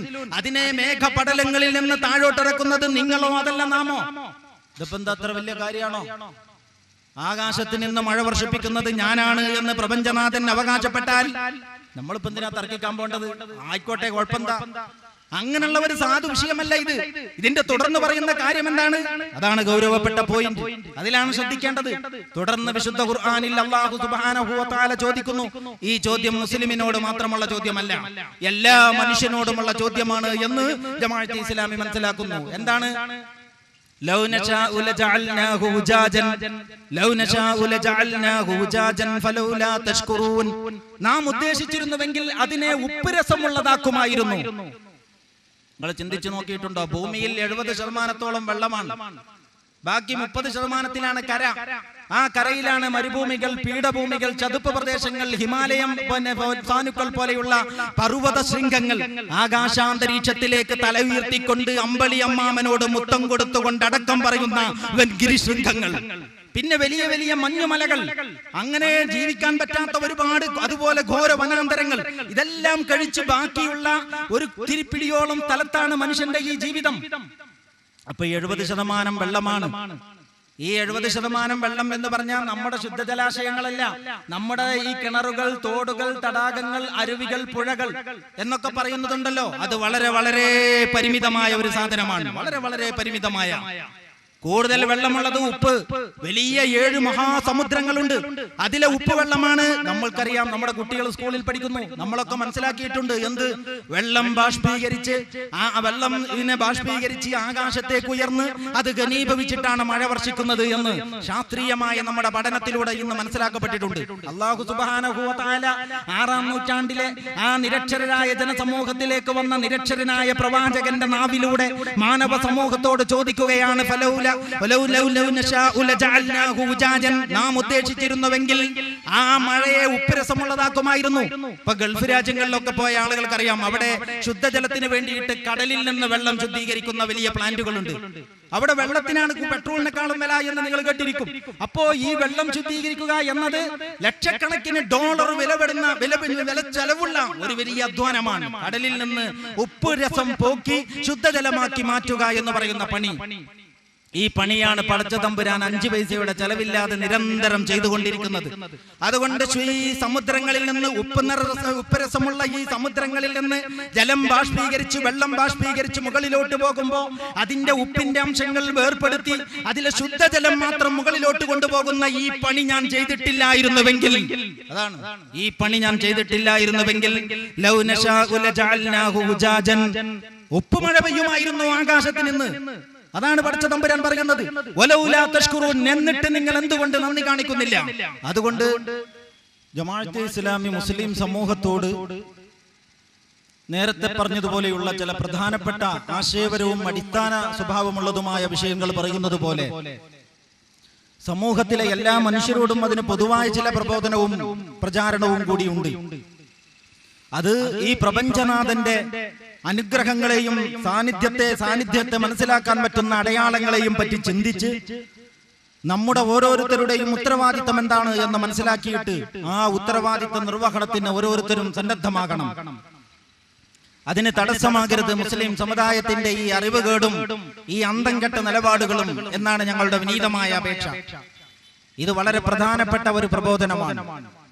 പ്രവാചകന്മാർ നിർവഹിച്ചിട്ടുള്ള ദൗത്യമാണ്, ചരിത്രപരമായി തുടരേണ്ടുന്ന ദൗത്യവുമാണ്. ഇന്ത്യ രാജ്യത്ത് ആ പ്രധാനപ്പെട്ട ദൗത്യമാണ് ജമാഅത്തെ ഇസ്ലാമി ഏറ്റെടുത്തിരിക്കുന്നത് എന്ന കാര്യം ഇതുവരെയുള്ള അതിന്റെ പ്രഭാഷണങ്ങളിൽ നിന്നും അതിന്റെ പ്രസിദ്ധീകരണങ്ങളിൽ നിന്നും മറ്റുമായിട്ട് നിങ്ങളെല്ലാവരും മനസ്സിലാക്കിയിരിക്കും എന്ന് ഞാൻ വിചാരിക്കുന്നു. ഞാൻ എന്റെ ഈ സംസാരം അവസാനിപ്പിക്കുന്നതിന് മുമ്പ് വേറെ 1-2 കാര്യങ്ങളിലേക്ക് കൂടി നിങ്ങളുടെ ശ്രദ്ധ ക്ഷണിക്കാൻ പോവുകയാണ്. അതിലൊന്നാമത്തെ കാര്യം, നേരത്തെ ഞാൻ പറഞ്ഞു, മുസ്ലിം സമൂഹത്തിന് സ്വന്തമായിട്ടൊരു ദൗത്യമുണ്ട്, അള്ളാഹു ഏൽപ്പിച്ച ദൗത്യം. ആ ദൗത്യത്തെ കുറിച്ച് മുസ്ലിം സമൂഹം ചിന്തിക്കണം. ആ ദൗത്യത്തെ കുറിച്ച് ചിന്തിക്കുമ്പോൾ ദൗത്യം മനസ്സിലാക്കാൻ കഴിയണമെങ്കിൽ പ്രധാനപ്പെട്ട കാര്യങ്ങൾ ഏത്, അപ്രധാനമായ കാര്യങ്ങൾ ഏത് എന്നതിനെ പറ്റി ഒരു വിവേചന ബോധം മുസ്ലിങ്ങൾക്ക് ഉണ്ടാക്കണം. പ്രവാചകൻ സല്ലല്ലാഹു അലൈഹി വസല്ലമയുടെ കാലത്ത് തന്നെ ഇസ്ലാമിക സമൂഹത്തിൽ സഹാബി വര്യന്മാർക്കിടയിൽ തന്നെ അഭിപ്രായ വ്യത്യാസങ്ങൾ ഉണ്ടായിരുന്ന വിഷയങ്ങളുണ്ട്. അത്തരം ചില വിഷയങ്ങൾ ഉണ്ടാവുക സ്വാഭാവികമാണ്. അത് ചിന്താ സ്വാതന്ത്ര്യമുള്ള, അഭിപ്രായ സ്വാതന്ത്ര്യമുള്ള, വീക്ഷണങ്ങളെ ആദരിക്കുകയും ബഹുമാനിക്കുകയും ചെയ്യുന്ന ഏതൊരു വിഭാഗത്തിലും വ്യത്യസ്തങ്ങളായ കാഴ്ചപ്പാടുകൾ ഉണ്ടാവുക സ്വാഭാവികമാണ്. നമുക്കറിയാവുന്ന പ്രസിദ്ധങ്ങളായ 4 മദ്ഹബുകൾ ഇന്ന് നിലവിലുണ്ട്. വേറെയും കുറെ മദ്ഹബുകൾ രംഗത്ത് വന്നിട്ടുണ്ട്. ഇവരൊന്നും മദ്ഹബുകൾ ഉണ്ടാക്കിയതല്ല, ഈ പണ്ഡിതന്മാർ അഭിപ്രായം പറഞ്ഞതാണ്. ഇതിലെ ഒരു മഹാൻ വേറെ ഒരു മഹാൻ അവരുടെ ശിഷ്യനായിരുന്നു. ഉസ്താദ് പറഞ്ഞതിനെ പറ്റി ചിന്തിക്കരുത്, ചോദ്യം ചെയ്യരുത് എന്ന നിലക്കല്ല അവർ ജീവിച്ചത്.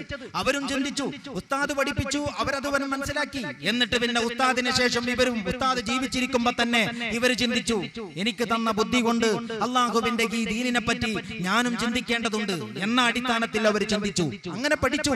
അപ്പോൾ അവർ വ്യത്യസ്തങ്ങളായ അഭിപ്രായങ്ങളിലെത്തി. അത് അവർ ലോകത്തോട് പറഞ്ഞു. അങ്ങനെയാണ് മദ്ഹബുകൾ ഉണ്ടായിട്ടുള്ളത്. അവർ മതം രൂപീകരിച്ചതല്ല.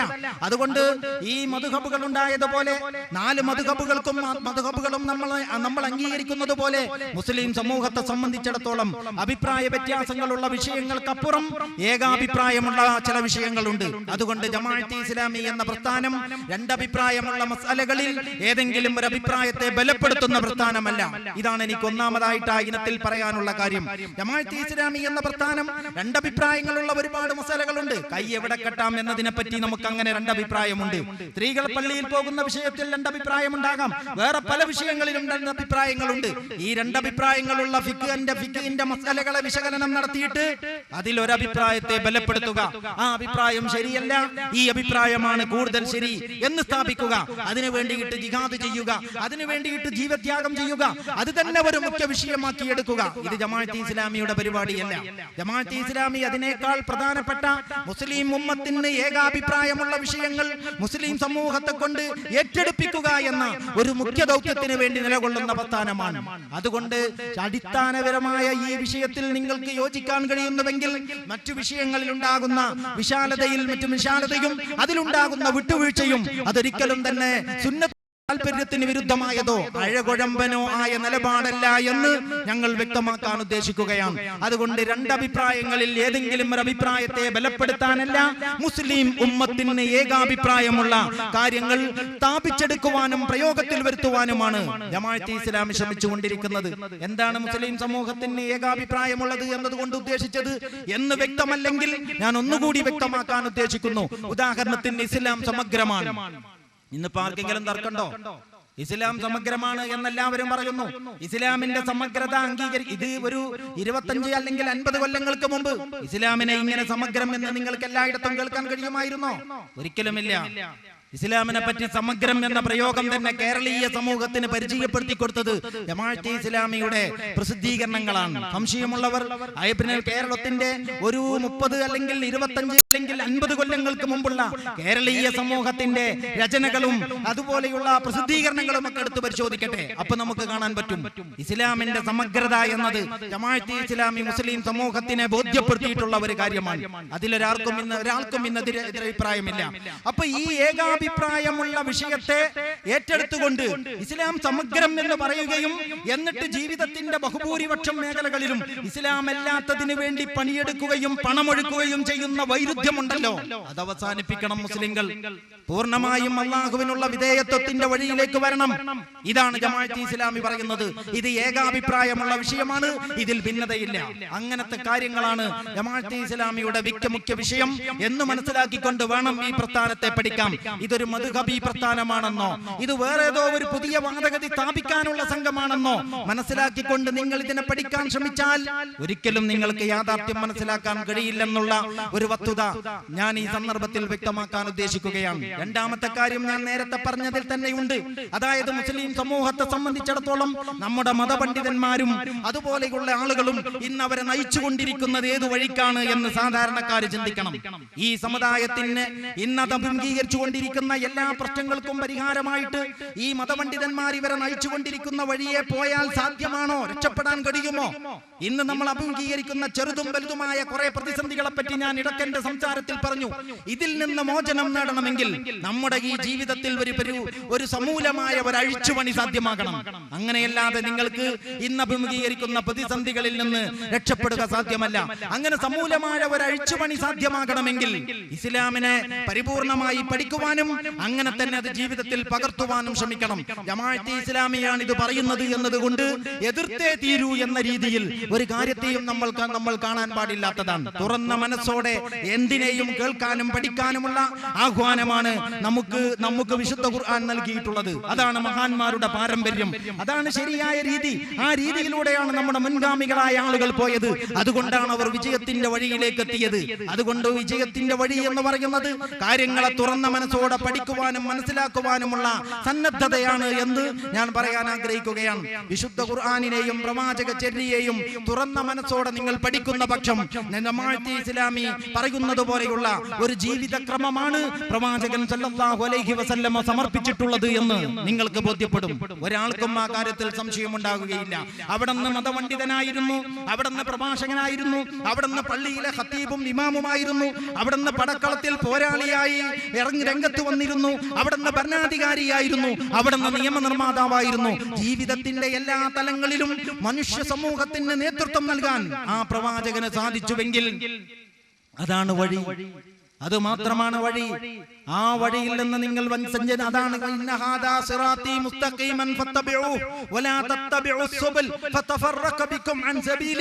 എന്ന് വിശുദ്ധ ഖുർആൻ നമ്മോട് പറഞ്ഞിട്ടുള്ളത്. ഇതാണ് എന്റെ വഴി, ഈ ഒരു വഴിയെ നിങ്ങൾ പിൻപറ്റണം. നിങ്ങൾ പല വഴികളെയും പിന്തുടരരുത്. നിങ്ങൾ പല വഴികളെയും പിന്തുടരരുത്. അങ്ങനെ സംഭവിച്ചാൽ നേർവഴിയിൽ നിന്ന് നിങ്ങൾ തെറ്റിപ്പിരിഞ്ഞു പോകും. പല വഴിയെയും നിങ്ങൾ പിന്തുടർന്നാൽ ആ പല വഴികളും ഉണ്ടാകും, അതോടൊപ്പം നേർവഴിയും ഉണ്ടാകും. അങ്ങനെ നിങ്ങൾ ധരിക്കരുത്. അതെയോ അങ്ങനെ നിങ്ങൾ പോയാൽ നിങ്ങൾ നേർവഴിയിൽ നിന്ന് അകന്ന് ബഹുദൂരം അകന്നു പോകും എന്ന് വിശുദ്ധ ഖുർആൻ നമ്മെ ഉണർത്തിയിട്ടുണ്ട്. അതുകൊണ്ട് അള്ളാഹുവിന്റെ ദീനിനെ പൂർണ്ണ മനസ്സാ, ബൈബിളിൽ ഒരു പ്രയോഗമുണ്ട്, പൂർണ്ണാത്മാവോടും പൂർണ്ണ ഹൃദയത്തോടും പൂർണ്ണ മനസ്സോടും കൂടി ഏറ്റെടുക്കുക എന്ന ഒരു പ്രയോഗം. അത് വളരെ അർത്ഥവത്തായ പ്രയോഗമാണ്. അങ്ങനെ ഈ ദീനിനെ നിങ്ങൾ നെഞ്ചിലേറ്റണം. അങ്ങനെ ഈ ഇസ്ലാമിക ജീവിതത്തിലേക്ക് നിങ്ങൾ കടന്നു വരണം.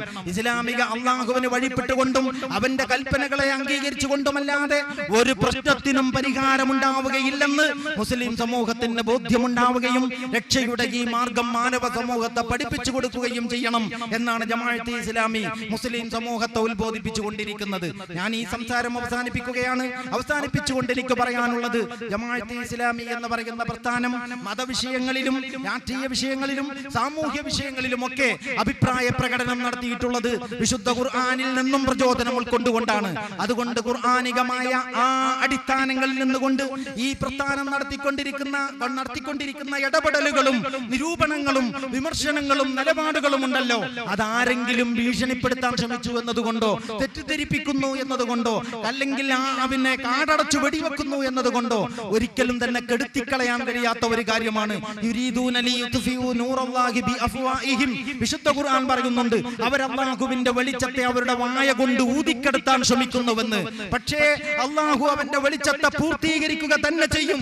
ദൈവനിഷേധികളും ബഹുദൈവ വിശ്വാസികളും എത്ര തന്നെ അതിനെ വെറുത്താലും ശരി എന്ന് വിശുദ്ധ ഖുർആനിന്റെ ഒരു താക്കീതുണ്ട്.